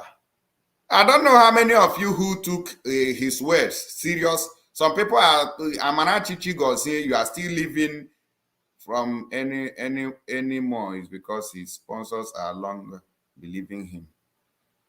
Whatever you want to believe, you are free to believe, but we have taken note of what he said, and that is the truth of the matter, and which aligns with what we are saying. What he said aligns with the preachings and the things that we have been saying. He said that you shouldn't go back to this same constitution. You shouldn't go back to this same election, to give them more time to fulfill their dreams, which is to finish you up. Okay, Professor Data O, you are live with us, so we are taking you in. Hello. All right, you're welcome. Good evening. Yeah, my brother, I'm happy. God bless you. You see, you're welcome. Some people should know Tony Nnamdi has no plan. Yeah? Tony Nnamdi has no plan. We are not talking about plan here. Please get it right. Yeah. We are not talking about plan. Tony Nnamdi is not the leader of Biafra. He doesn't have anything to do with us. We just brought you a message. You people should forget about Tony Nnamdi. Okay, forget about what he said, who he is, and talk about what he said. Please. Okay, the truth of the matter is this, my brother. You see, Tony Nnamdi, there's nothing he will say that will be of use to me because he's... Okay, wait now. He said that we should not join them to the election, so we should stop talking about it because Tony Nnamdi said so. So we should start campaigning for P2B now, right? No, now. What is no now? But this man said something here that I'm interested in. But you are here also countering that. You are confusing yourself here. Take the message from the messenger and take the message and leave the messenger. Okay, no problem. But, the only thing I want to say is simple. I will tell all Easterners to know that the election in Nigeria will never be of use to us. That is what he said. So you should support him in what he said. We are not calling him, oh, Tony Nnamdi, come and be our leader. Did we tell you that? Okay, that's good. So that is one thing we should know. I will only say, as our leader Nnamdi Kanu normally says, he said when somebody does something well or makes a good comment, we should commend him. So Okay. let's just commend him on So you are what he said. complicating yourself here. The man said no election, and that rhymes with our own agitation. So we take it up. We are not calling him to come and become leader of our agitation. Yeah. Thank you very much. Yeah. Okay. I wish you best of luck. Thank you. Yeah. All right. Let me take Michael. My brother. Hello. Good evening, Mr. Michael. Good evening, my brother. Actually, you have your own opinion. We must not agree with yours. You could have allowed that man that just finished speaking now to air his mind. No, you did not understand him. He said that he's not going to take the man serious. That is, you could have allowed him, ask him to explain. You cannot cut him off because he might have his own opinion. Tony Nnamdi that you are talking now, let's just face the fact. It's not by coming talking. Autumn here says something. The person that said that thing is what? Is who? Governor Autumn. Tony Nnamdi said something. We must mention his name. It's not by saying. It's by action. What plan we have? It's not by coming to read all these things. Have this the same Tony Nnamdi come out to say, Mazi Nnamdi Kanu that is there is not supposed to be there. So if you know that you will come out, you will not say something reasonable, you only come and talk, you don't have plan, you shouldn't come out and say something. So he's coming to say something of no use to some of us. Just like what that man said, you could have allowed him for him to hear from his own side, because him coming out to talk is something that our leader has already talked. Even before they kidnap our leader, this Tony Nnamdi, our leader condemned his own side of the way he's going. So why don't you stop?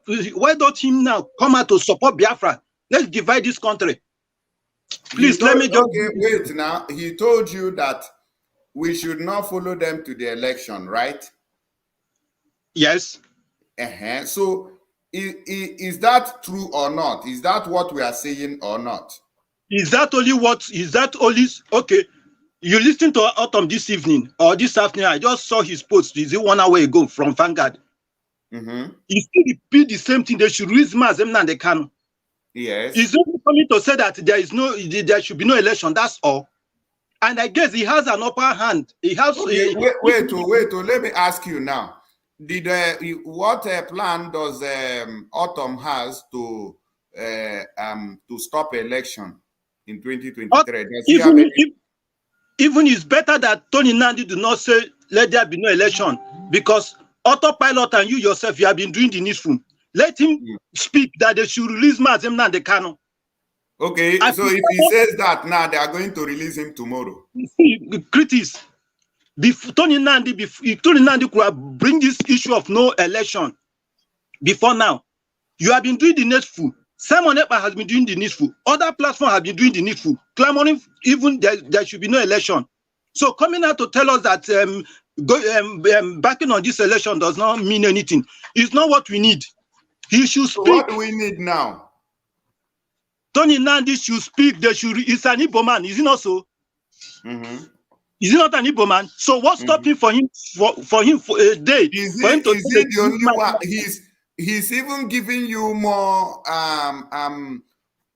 insight on what is happening, more than your so-called governors. So there is nothing he will say that we ourselves critics. There is nothing Tony Nnamdi will say or have said that you yourself you don't know what is happening. So anything that is telling us is of no use to persons, to me as well. He should speak about tell the Nigerian government, use his own platform, use his strength to clamor they should release Mazi Nnamdi. They cannot come here to tell us about election. This is what we are saying. Leave our governors. Our governors are a flavor. So he shouldn't come to tell us. The man is not a flave now. The man himself is not a flave. No, you mentioned our governors. Say our governors have not been this. I say leave our governors alone. Already they have chosen their own path. Him coming, let him say something concerning the kidnap of our leader. Even for once, let him say they should release this man, not to come and tell us what we don't know here. All this thing I say we have already know it. There's nothing will tell us that it started by constitution. First of all, we have to amend constitution. When you meant to amend Southwest governors and elders, we have to do this. Since then, what happened? Well, and it's coming. That is also a fight. That is also a fight. Since then, the what happened? That is also a fight on the right direction. That is also a fight. Has he eaten fruit? Has he eaten fruit? Have we not been agitated? How many years have we been agitating now? Has he eaten fruit? Have you gotten Biafra? You people are just you are misunderstanding the whole situation. You are the one contradicting the whole thing. You are the one convincing yourself. You are trying to support Tony Nnamdi that what he has said has not been said by anybody or who don't know. If you don't know, myself, I know before now. Thank you. Well, I did for this thing. No. Hello. Hello. This one, go call person, they put baby voice there. People have poor understanding, very much, very, very, very poor, honestly. Because he has not spoken, he has not said, who are released Mazi Nnamdi Kanu. So what we should do now is to come and pray, crucify the man. Hello, good evening, Mr. Sunday. Yeah, good evening, my brother. Thank you for what you are doing. I just want to, support what you're doing because it's like some people would have low IQ. Okay. When you will have divided or people that have not joined this movement because of their one Nigerianist.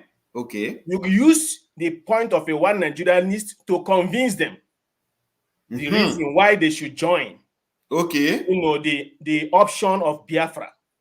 Because now this person that is saying this, you understand, is a one Nigerianist. Yes, exactly. And now he started realizing what is happening. His sense is now coming, back because all of us do not join Biafra at the same time. Exactly. So it's a gradual process, and you can only join when somebody who was once a Nigerianist come to you and preach to you. You will now be looking at that person. Okay, this person is now preaching to me. Then what is the conviction of this person? Because since you know that you will believe this person, because he was once in your camp, the person can give you reason why you should live where you are with him before and join him in a new camp now. So Tony Nnamdi is just like every other person, which can by tomorrow he can change and start preaching and talking boldly about Biafra. Okay. So the people that are saying that he's not part of Biafra, he should be talking of Nnamdi Kanu, that is irrelevant for now. Okay. Because many people that has been saying to release Nnamdi Kanu, the Nigeria government has not responded to it. Even the common basic right they're supposed to give him as he's in the custody, they refused it.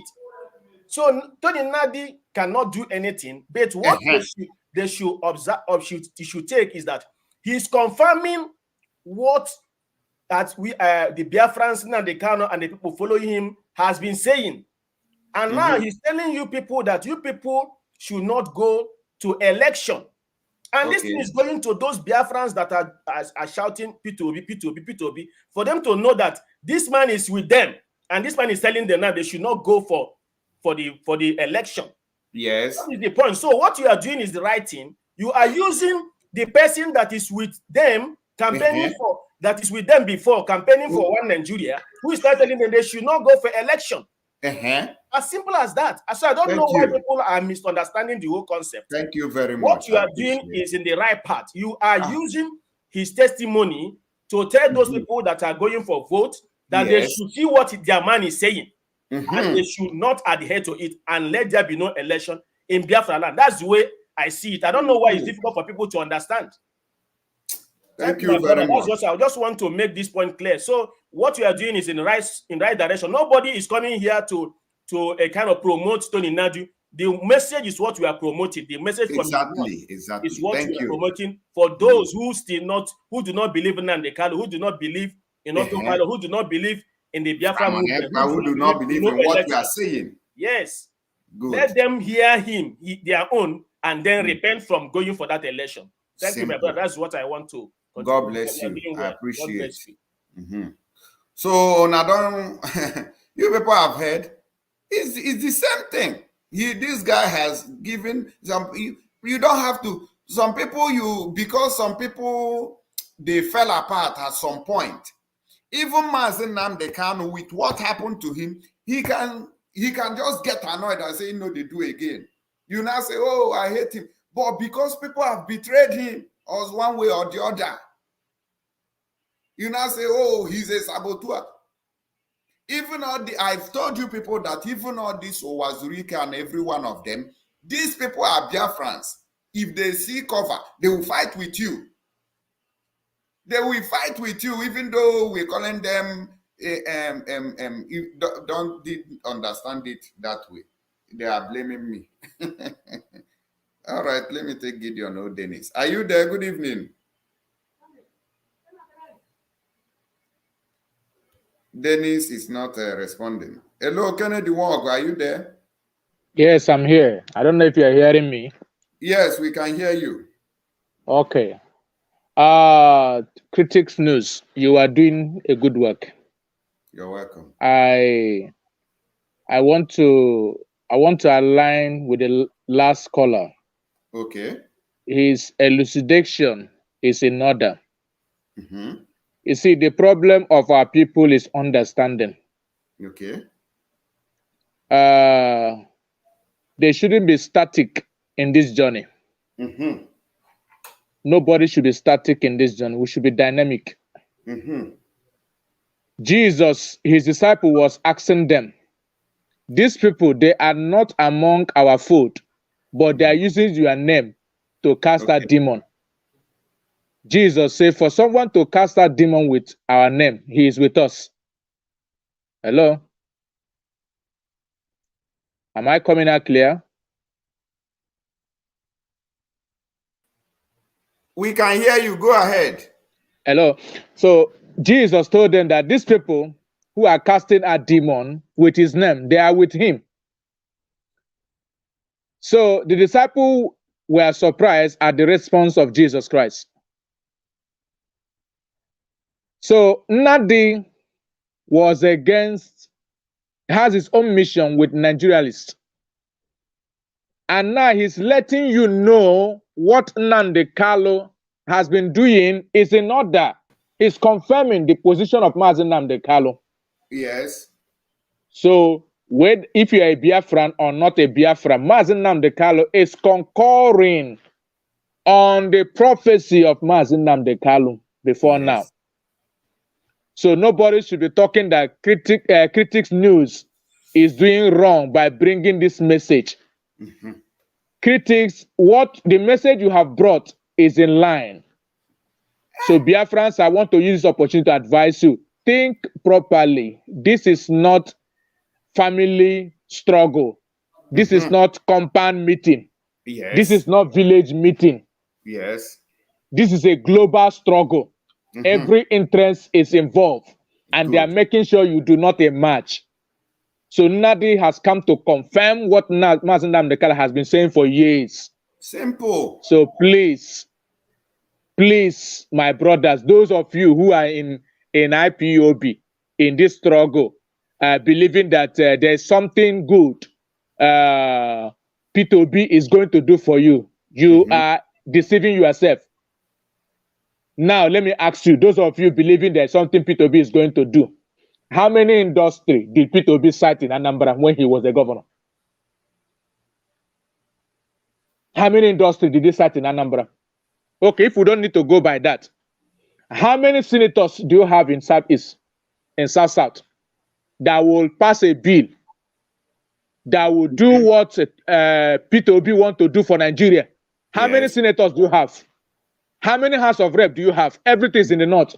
So if the northern senators and northern House of Rep say they will not pass any bill P2B has brought, will he force them?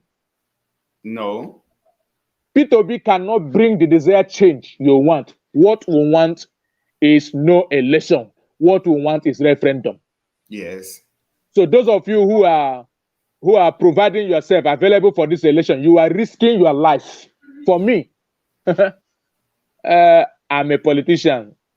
I know this politician, they are sweet mouth. They will bring you in. You help them and fetch the meat, and they will throw you away. Now so. Please, no election in Biafra. Go and keep your PVC. PVC cannot bring change to Nigeria. Thank you very much. The Fulanis have prepared very well. Let me give opportunity for other people to talk. Fulani has prepared very well. They use P2B to validate this election. Thank you. They are using P2B to validate this election for them to massacre those of you who are not sensible. Thank you. Okay, you're welcome. God bless you. All right.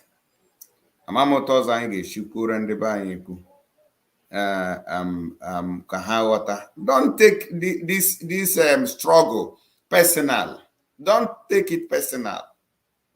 These people you are seeing, they have influence. If you don't know, they have influence. Let us not take so much hatred in people who has fallen apart. You just dump them there and move. Don't go there to crucify them. Let me take this person. Hello, good evening. Abuchis. Are you there? Yeah, I'm here. Can you hear me? Okay, we can hear you. Welcome to the program. Okay, Critics News. Hey, you can't, the Biafrans or Igbos want to have their cake and eat it too, right? So Tony Nnamdi has been consistent. Okay. I mean, he's been in this struggle long before most of us. Okay. He's a lawyer, right?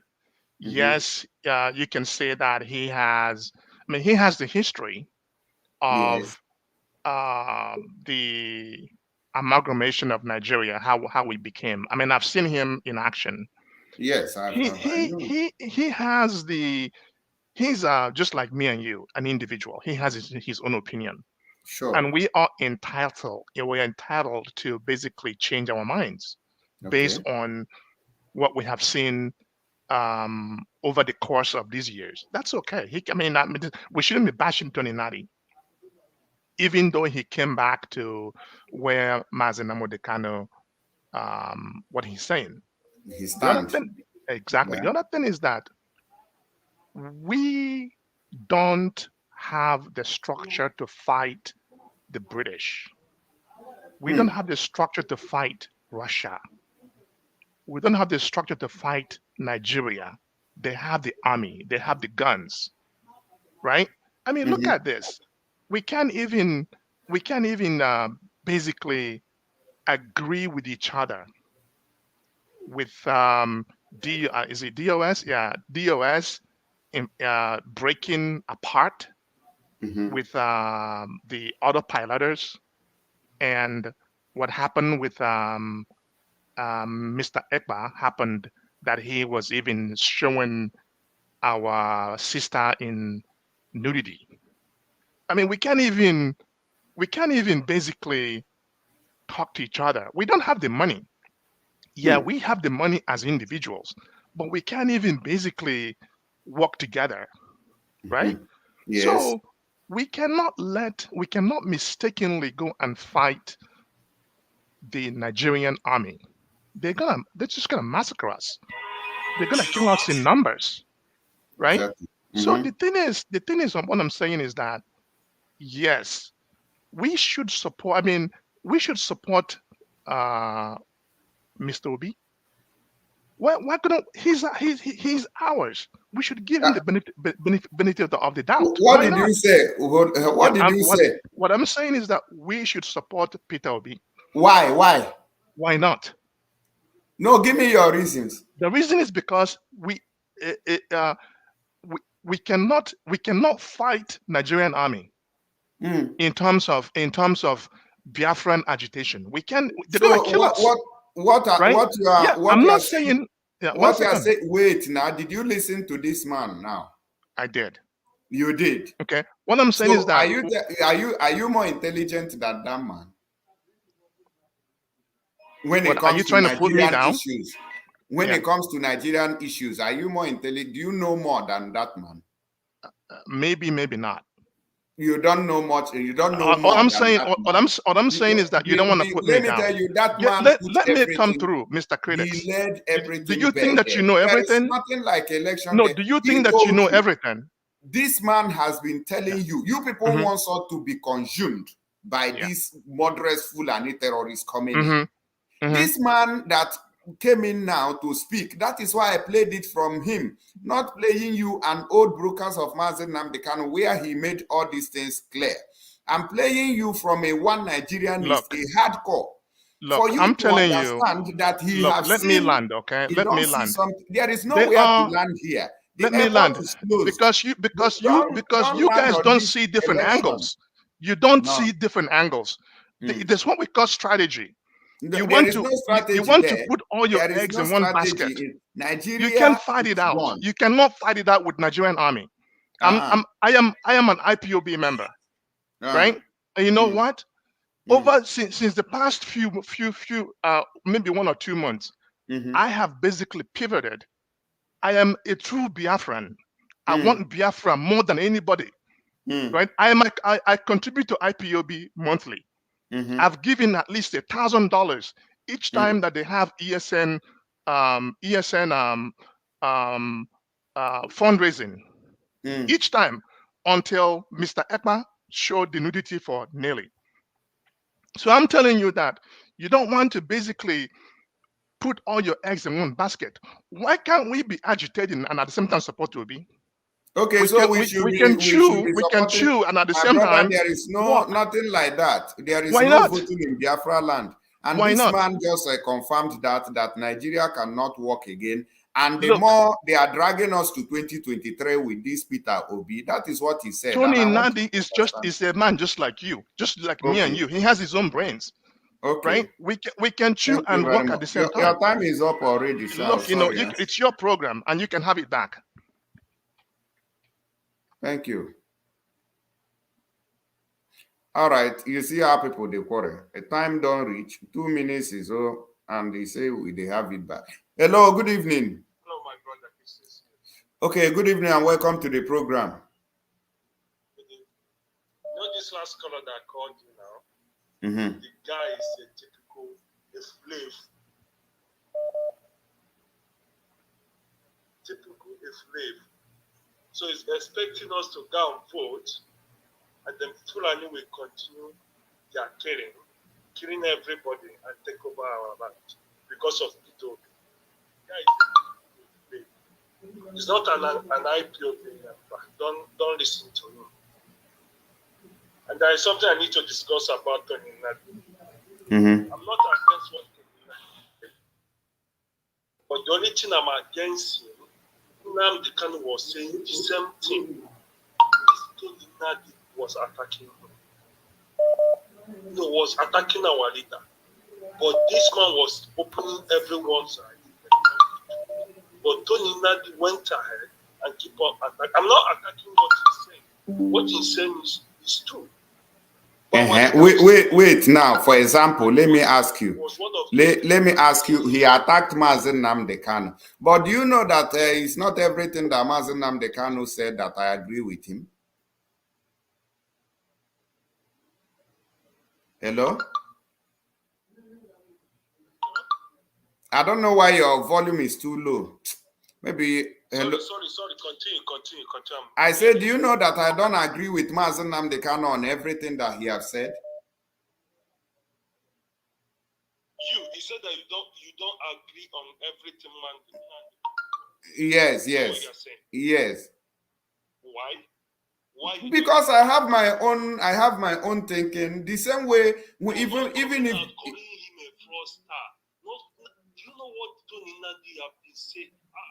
Well, those things are not what I'm here to discuss this evening. We are here to discuss what he said. Please, I did not bring video of Tony Nnamdi Kanu criticizing Mazi Nnamdi Kanu here today.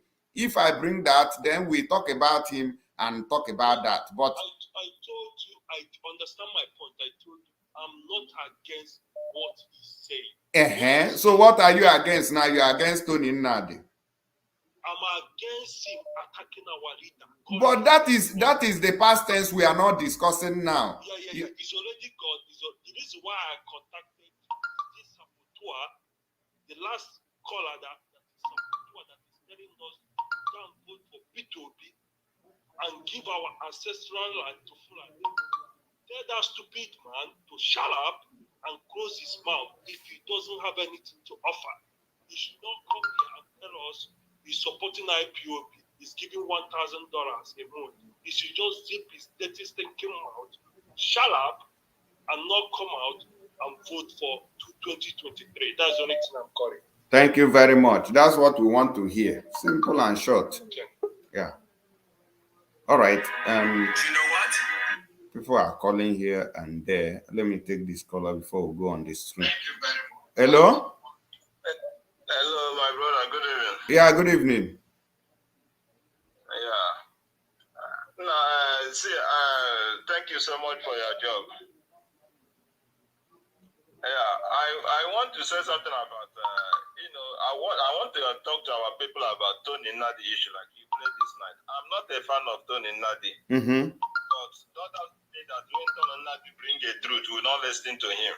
Okay. No matter how bad is somebody there, you may likely get some good thing from the person. Yes.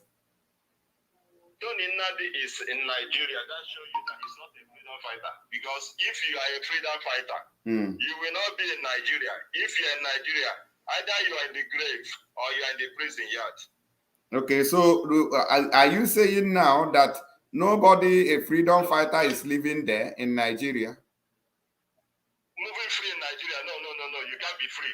In any country. We are not telling you, no. The way you said it now, you said you only gave us two options, that the person would be in the grave or outside the country. So the people in Nigeria, they are not freedom fighters.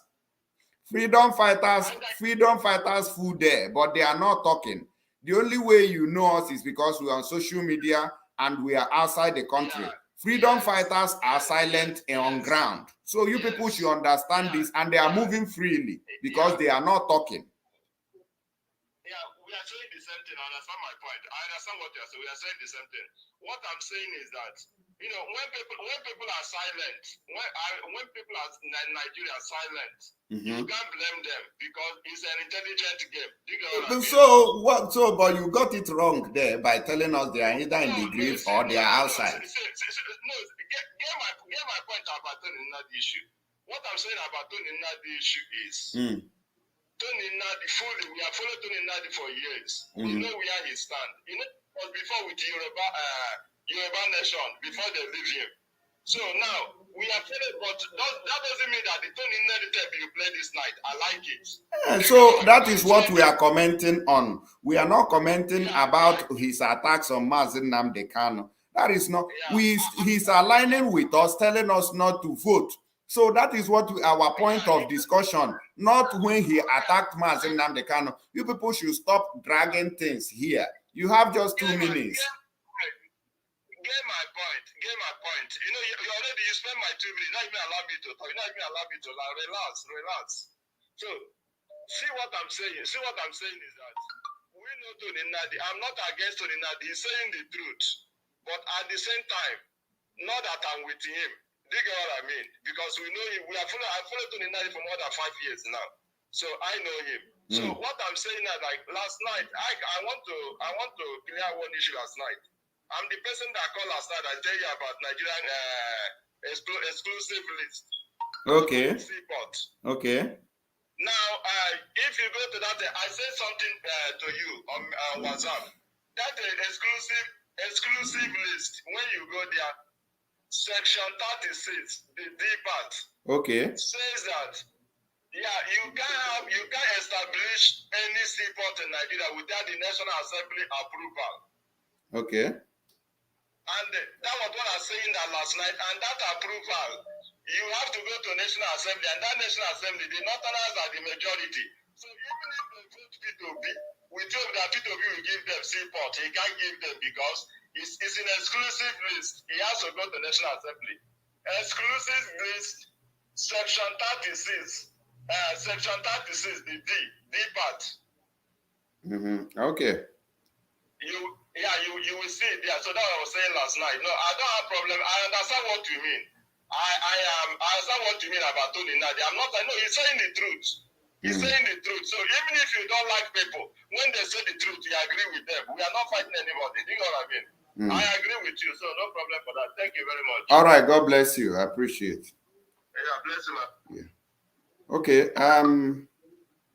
There's something somebody wrote here, and I want to Adono.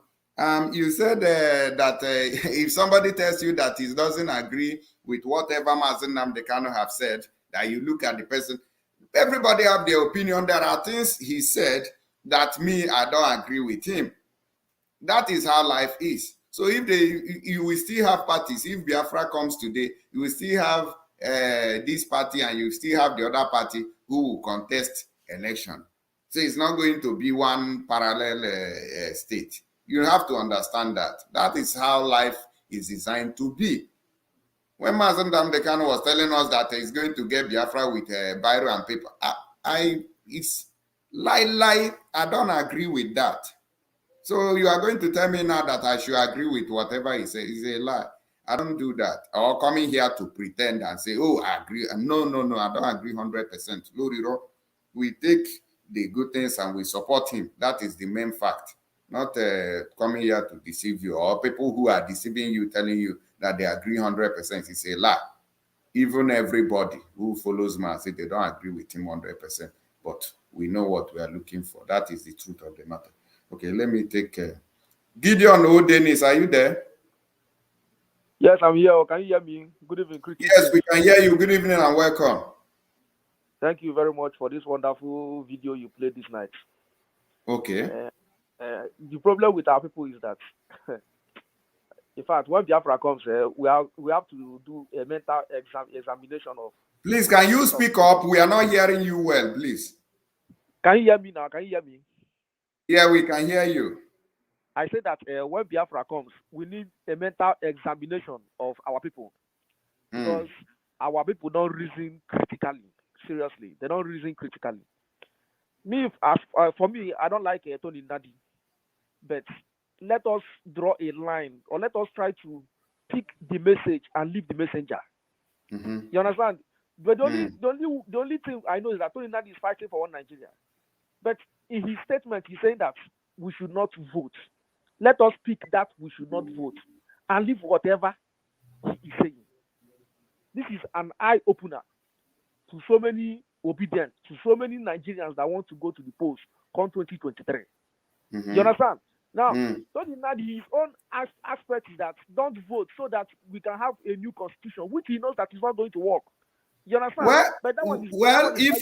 If whatever anybody says that is advantageous to us, we take it into consideration. Of course, so if he says that we should not vote, you have your own motive, you have your own idea, you have your own plans.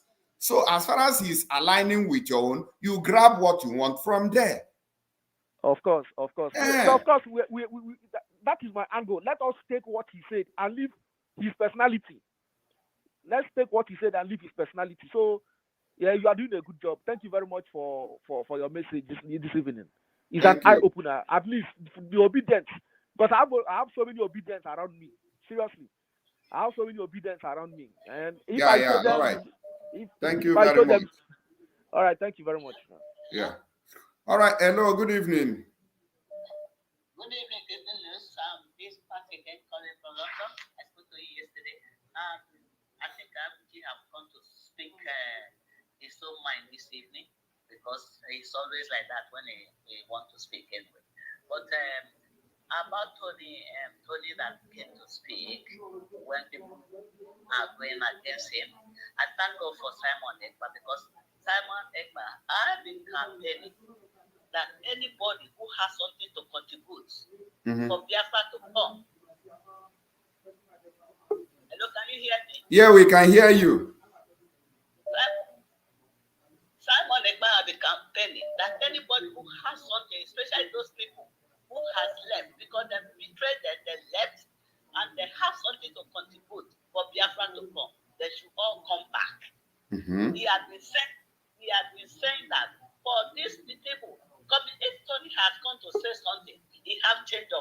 He have change of heart. And he come out to say, he have not said something about Nnamdi Kanu, but he's speaking about Biafra, not to vote for, go for election. Then what is the problem for people? What is the problem for the people talking rubbish? That why did he come out? That he betrayed. How did he betray that? That we are the one. The DOS, we are the one betrayed everybody. They say Naim Selmas. Then we call everybody Sabo. Then the person, now the kind of innocent man, he did not know he will start the person. But there we are the one causing the confusion. This Abuchi, I knew him also by when we are having meeting. He always like that, speaking negative. That somebody, if somebody repents and time on about the campaign, anybody who has something to contribute, let the person come and say something. Let the person come and do something. And what the man has said, whether he said Nnamdi Kanu should come out, even Abuchi himself and the other first one that spoke, did they fight for Nnamdi Kanu to come out? All they do, they go from one platform to another to gossip. That's what they do. And they have nothing to contribute. Please continue to, when you see all these negative people, you let them go because they don't want it. And I thank God for you. I thank God for Simon Ekpa. We've been following Simon Ekpa because he has been campaigning. Anybody, all those people that betrayed, all those people they have sent away, let them come out wherever they are. So they have something to contribute. This man have got something to contribute. That's why he said, do not go for election. Okay. And he's lecturing them what to do, not to do. Then they are coming against him because those are betrayers. Please don't listen to them. Thank you. Thank you very much. Thank you. All right. A lot of people have been calling and calling. Oh my goodness. It's been, let me take some few calls here. And those people who are calling us on video, I wonder, maybe to do with that. Okay. Yeah, it's a welcome development, of course. That's what he's campaigning for. Okay, somebody is calling. Uchenna Celestine. Yeah, that's what he's talking about. He said no election. And that we should not be validating that Fulanis are just looking for time to conquer Biafra land and conquer Nigeria. And that is what we have been talking about. So we cannot accept that. All right. Hello. Oh, hey, Biafra. Yeah, oh, hey, Biafra. Good evening. It is news. You're welcome to the program. Thank you, my brother. Thank you. Yes. You see, what we are talking, my name is Kinsley Ozugbo. I'm calling from Morocco. I'm an IPOB member. That are fearless.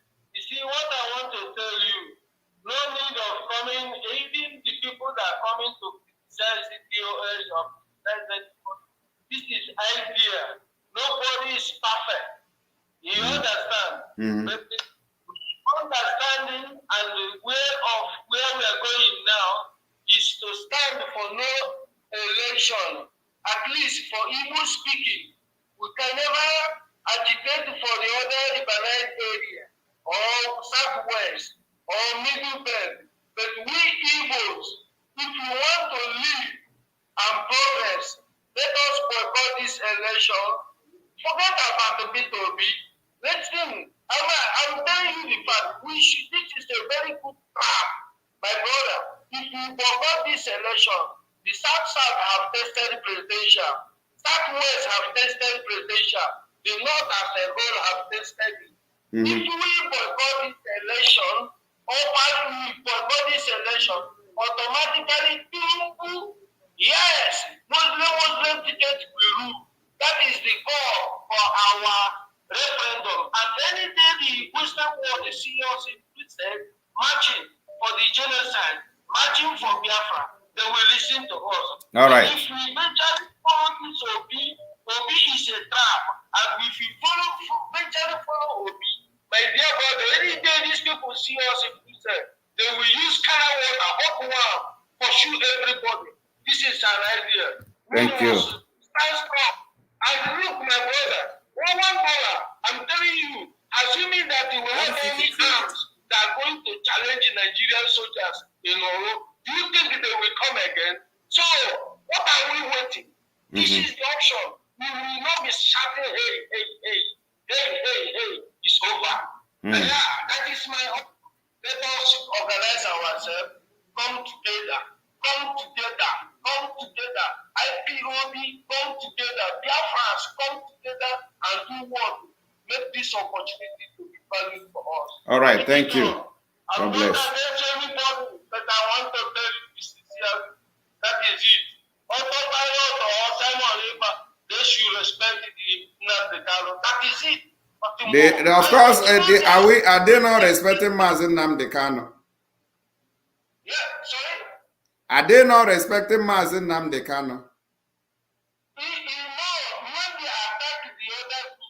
Which group? Which group? You are using them such a thing, so we have to learn and do know the. No. We will not let anybody lead us astray. Eh? Thank you very much. Time up. Let me take some more calls. God bless you too, my brother. God bless you. This person will be calling. Hello, good evening. Hello? Yeah, good evening. Good evening. Yes. I'm calling from Boston. I want to basically make some comments. Please, can you add volume to your voice? Okay. Give me a second, please. I said I'm calling from London. I'm just trying to make some comments regarding what's going on. Okay, go ahead. So I've been watching you for quite a while now.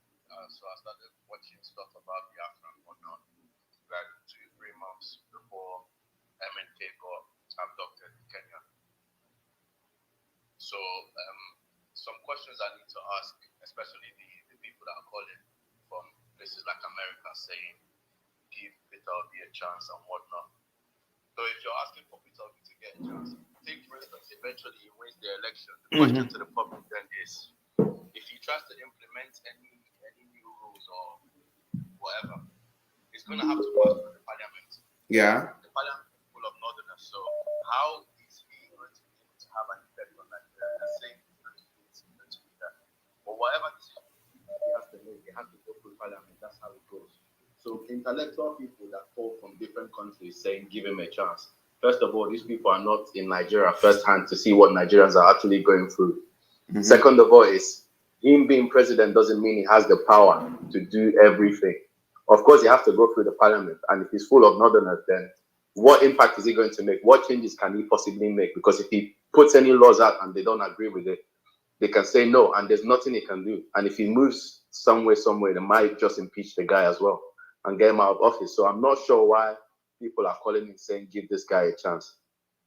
Second of all is there are two most dominant parties there, which is PDP and APC.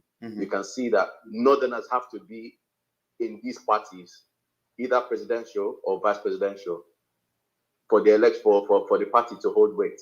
So now they're doing northern and northern for APC. But how can they dare to do Christian party and think about winning an election? Peter Obi is just a pawn to kind of distract us, and then they start asking questions. What do you want? Igbo presidency or your Biafra? For me, from the basic knowledge, I'm very young. I'm probably one of your youngest scholars. But what I'm saying is, Biafra is the way forward. And all these side talks and these distractions, people need to wake up because lives are being lost every single day. The way they're moving in Igbo land, it's not the same way they're doing stuff in northern Nigeria. And people need to open their eyes and see that it's not one rule for them and another rule for us. Clearly, they're coming for APC, northern ticket, but APC will never hold Christian ticket or two Igbo men per se. So Nigerians need to wake up. Sometimes I listen to this and I get so frustrated I turn it off because some people just talk like they're just plain stupid. So I don't understand. Thank you but very much. That's all I have to say. I'll just give other people a chance to speak. God bless you. I appreciate. Thank you. Thank you. Yeah. All right. Hello. Good evening. Hello. Good evening.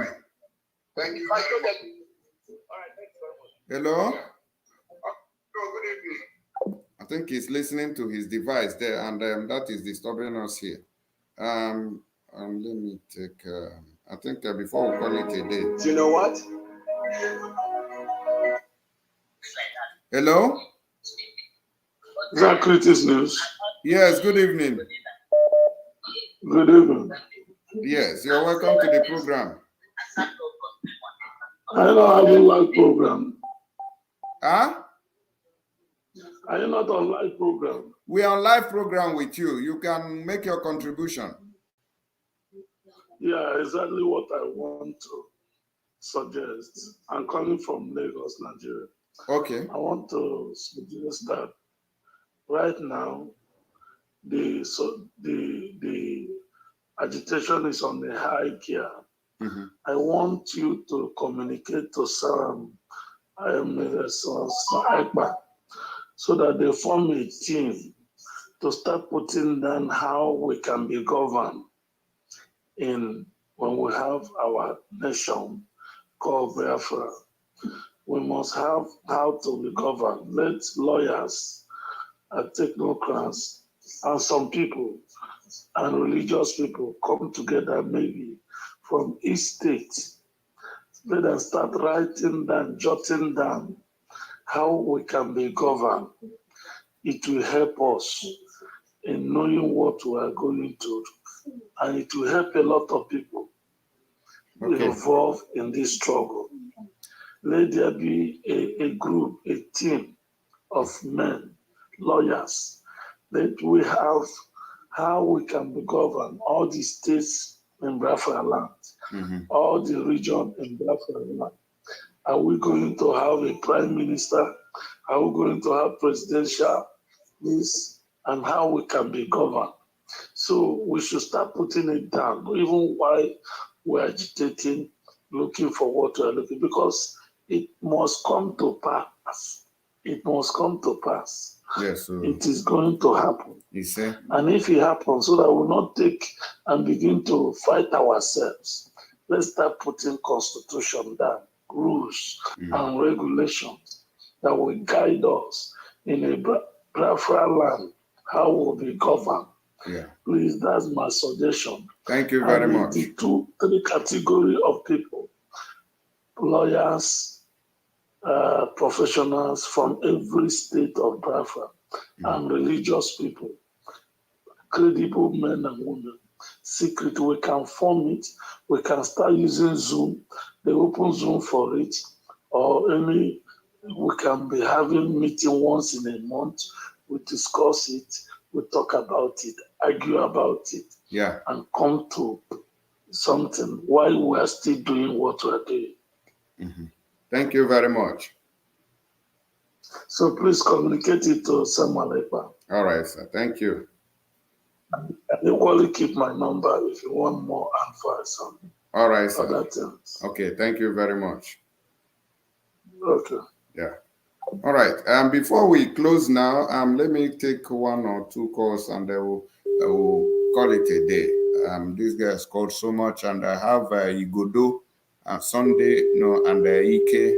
These are people we will take, and then we close down now and tune to Simon. Okay.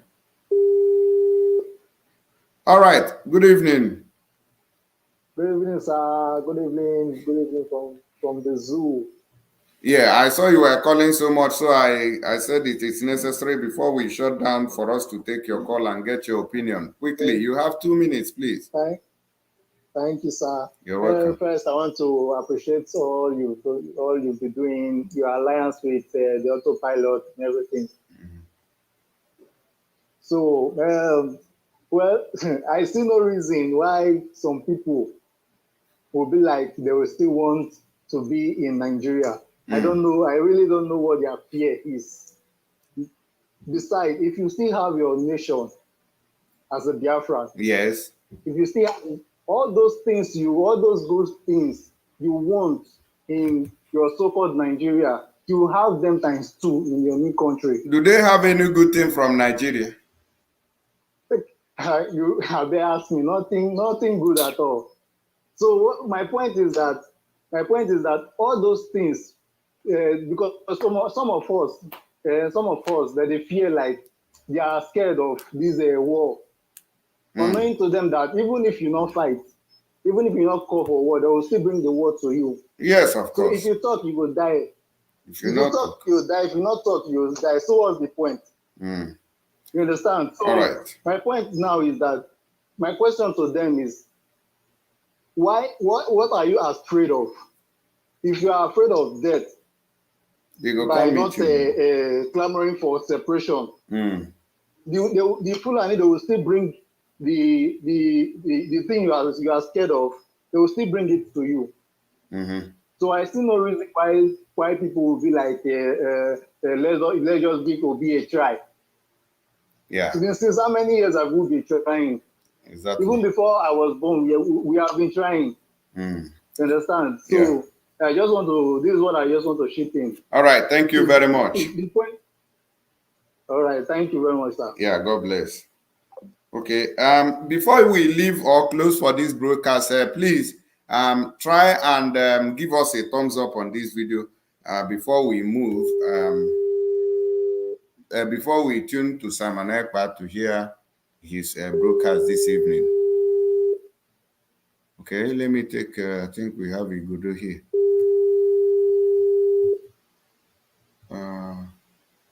Not responding. Okay. Let me. Okay, Igoda, you there? You know what? Yes, I'm here. Are you not hearing me? We can hear you. Good evening. Good evening. Me, I just have little contributions to contribute to the program. So my contribution is simple. Peter Obi campaign, PDP campaign, APC campaign. So me, I have to talk about the Biafra campaign. You understand now? So that I think it's something because they say common sense, not common. Because our people need this time more awareness. You know, we have to create more awareness to the people. So the suggestion I'm bringing into the idea now is that we should also have our posters, like they have their presidential posters. We should also have our posters that will be telling our people that there should be no election in our land. Instead of election, it's referendum. No referendum, no election. So that poster too is going to send a lot of message to the root. You understand? So that is my contribution for the day. So I'm not here to talk about those people that are blind, talking back and front. All I want is our freedom. So what is going to give us our freedom?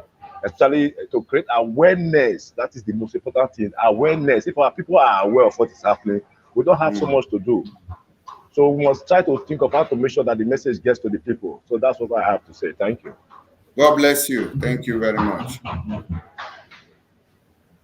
Okay, before we go, I think Sunday, are you there? Yes, I've spoken before, but I came back because I listened to one guy that was saying something that he's in America and we should give P2B a chance. Okay. So he's not the only one in America. We are also in America. I'm also in America. So he should know how he's talking. Or if he's afraid of getting his freedom, freedom is not something for people that are afraid. So because he said he's an IPOB member, I wonder how he's an IPOB member and he doesn't have critical thinking, in-depth insights of what's supposed to be. Now, you can hear about Sri Lanka, what is going in Sri Lanka. You know what? The people are fighting, Are there no soldiers in Sri Lanka? You don't think that way. That's not how things work. First of all, something will happen and we ignite something. This election is what we ignite, not even in Biafra land, across the country. People will now start standing on their own right. And the government cannot, the military cannot fight the whole people in the whole country. So he should also know, he that says he's in America, doesn't he know the history of America? How America became, liberate themselves from to have freedom. Didn't he read about it? So he should not come here and be putting fear to people that is back home, that we cannot fight military, this and that. That is not the issue. Nobody is fighting military.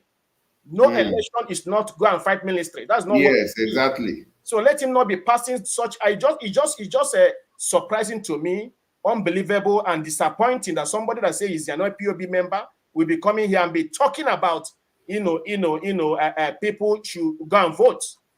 This is very despicable. That guy, and he's speaking American slang like other people cannot speak it. We are here in America. Don't you? We can speak in American accent. Of course. So let him not be coming here and be making unnecessary statement and claiming that he is the one that is there. He's part of the people that's causing problem in IPOB. He's one. Me, as I am, I'm not an IPOB member. Okay. I'm just somebody that's interested in making sure that Biafra is realized. And someone that says that is an IPOB member is coming here to deceive people, to put fear in people not to go and vote, because probably I don't know whether they're already compromised. That is clear. So I come here to debunk that his ideology, which is very, very bad and despicable for me. So everybody should sit at home. No election. Nobody was asked to go and fight military.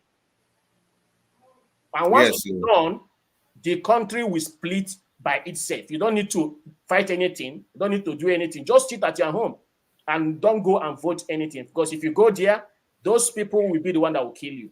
That's just my own. That's why I came back to make this correction and let the people hear it. Thank you, my brother.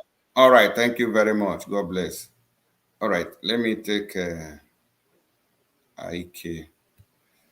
Ike, are you there? Good evening. Good evening, Critic News. Yes, you're welcome to the program. Thank you very much. Please, I want to make an appeal to you. This is your platform, and I'm just a viewer. Can we speak civil? Let us stop abusing each other. Anybody who wants to make a point, come and make your point. Do not say somebody is foolish, or somebody is idiot, or somebody is mad. That is my own advice. It doesn't overweigh. It doesn't look fine. You are correct. It doesn't look fine at all. So the next question I want to ask you is, okay, now we have autopilot, isn't it? Autopilot, yeah, in IPOB. What of if people, because it's autopilot, what if people decide that day, only that day, to go and vote because it's autopilot? You understand? What will happen? If what? Now it is autopilot, autopilot, the drive itself. Now the people in the plane might decide, when we issue the sit at home, they might decide, okay, let us go and vote only today, then continue sitting at home. So when such thing happens, what do you think about it? What will happen? Well, what is going to happen? Don't you think such thing is possible? Whether they want to go and vote that day? Yes, because it's autopiloting. If they decide, it is auto. So we want to vote today, then tomorrow we sit at home. But voting day, we want to vote. What will happen? So what are you sitting at home for? What is the sit at home call for? It is on that election day, because the reason why we are calling on the no election and the sit at home on that day or on those days is because there is a plan.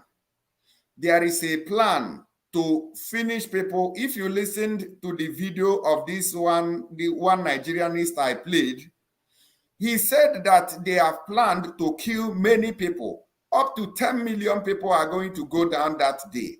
And we want to save the lives of our people. That is the reason why we want no election, and we want to also tell them to sit at home to make sure that they are alive to witness Biafra. That's the game plan there. Okay, my next, I get the point. My next will be, like we always say that P2B is a distraction. The emanation of P2B is just from nowhere. I can't see no place how P2B is a distraction, because how he came up is from nowhere. So who is distracting who from here? Huh? We always say P2B is a distraction. The Fulani are using them, or the British. But if you take a look how P2B came to this limelight, he just came from nowhere. So I don't know how he is a distraction. Before he switched, like we've been hearing them, it's a distraction, and these British people. You remember that he visited the United Kingdom? Do you know? Yes, I saw him. Yeah. So there is a plan to make sure that we remain in this contraption that is killing dreams. there is this plan. These people are planning very well, and we have been able to bust them. So we are not going to allow them to continue to use our brain. The Ocha wants to continue to use us to let them remain in that Nigeria because they know that P2B will be loved. If it were to be the lives of this hopeless Uzojo, this devil, the Umahidem, or even Rocha Sapaja or Josokalo, you know that the thing will not get the momentum it has now. Do you know that? Yeah, but I know, but at the beginning, P2B hasn't gotten this momentum. When he visited London, he was nobody. When he visited, that's my point. Had he declared his interest? Had he defected? No, but no, but he was nobody then. Yes, he was not nobody. Yeah. How is he a distraction? That's what I'm asking. Because he was nobody. Yes, because he came, instead of him to speak the truth, just like Tony Nnamdi now came to brief people, he decided to drag Biafrans into the sham election of Nigeria that is killing us. That is how he's a distraction to what we are doing. All right, if you say so. No yeah, we want other questions. Any other one? Yes. Go ahead, okay. ask them, all of them. Okay. My question will be now, supposing Obi gets there and get frustrated, what do you think will be his next move?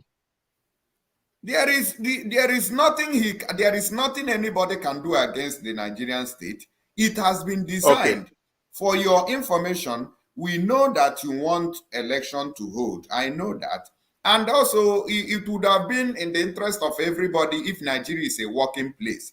If Nigeria was working from the onset, don't you think that nobody will come out to say, I want Biafra, I want to do Dua, I want this, I want that? Do you know that? Yes, of course, yes. So, but since the creation of Nigeria, has it been beneficial to anybody? Not at all. Okay, so why must we continue in such? Don't think that anything is going to change. A lot of people have spoken up. So the arrest of Mazi Nnamdi Kanu, is he good? Oh, no. We still love him, but at the moment, there's nothing we can do. We are trying our best. Yes, he is in our mind. Yes, the best thing we can do now is to get away from that contraption, and it will be a diplomatic issue. So release our own. If not, it will be an international issue again, because it will become a country versus Nigeria. They have no other option other than to free him quickly.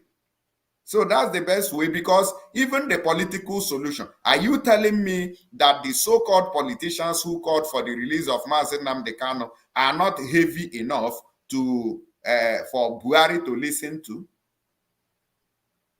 I understand you. Yeah, it's okay. I agree with you. No problem. I want to let you understand our point and why we are saying what we are saying today. So it will not look as if, oh, they are just trying to force everybody. No, we are giving you facts and figures. And we don't just wake up to come and say, hey, no election for no reason. We want people to be alive, okay? All right. If you want, maybe my Facebook is not functioning, so you can listen to that or replay this video and listen to that man properly. Then you will get the point. He is not fighting for Biafra. Do you know that man? Yeah, I know him. I've listened to him. I've heard that video. Good. You know him. He's not fighting for Biafra, but he told you that voting again will be the validation, and that they have written the winner of the election already. That is, it's not Mazi Nnamdi Kanu, and that's the reason why I played the video. So you will know that there are other people who also knows and sees this thing, despite the fact that they support one Nigeria. Thank you very much. Let's see. There's nothing impossible from Nigeria. It's okay. Thank you very much. No. Till next time. Thank God. Okay. I appreciate it. Yeah. Bye. Thank God you know now. All right. That's our brother who wants everybody to go and vote.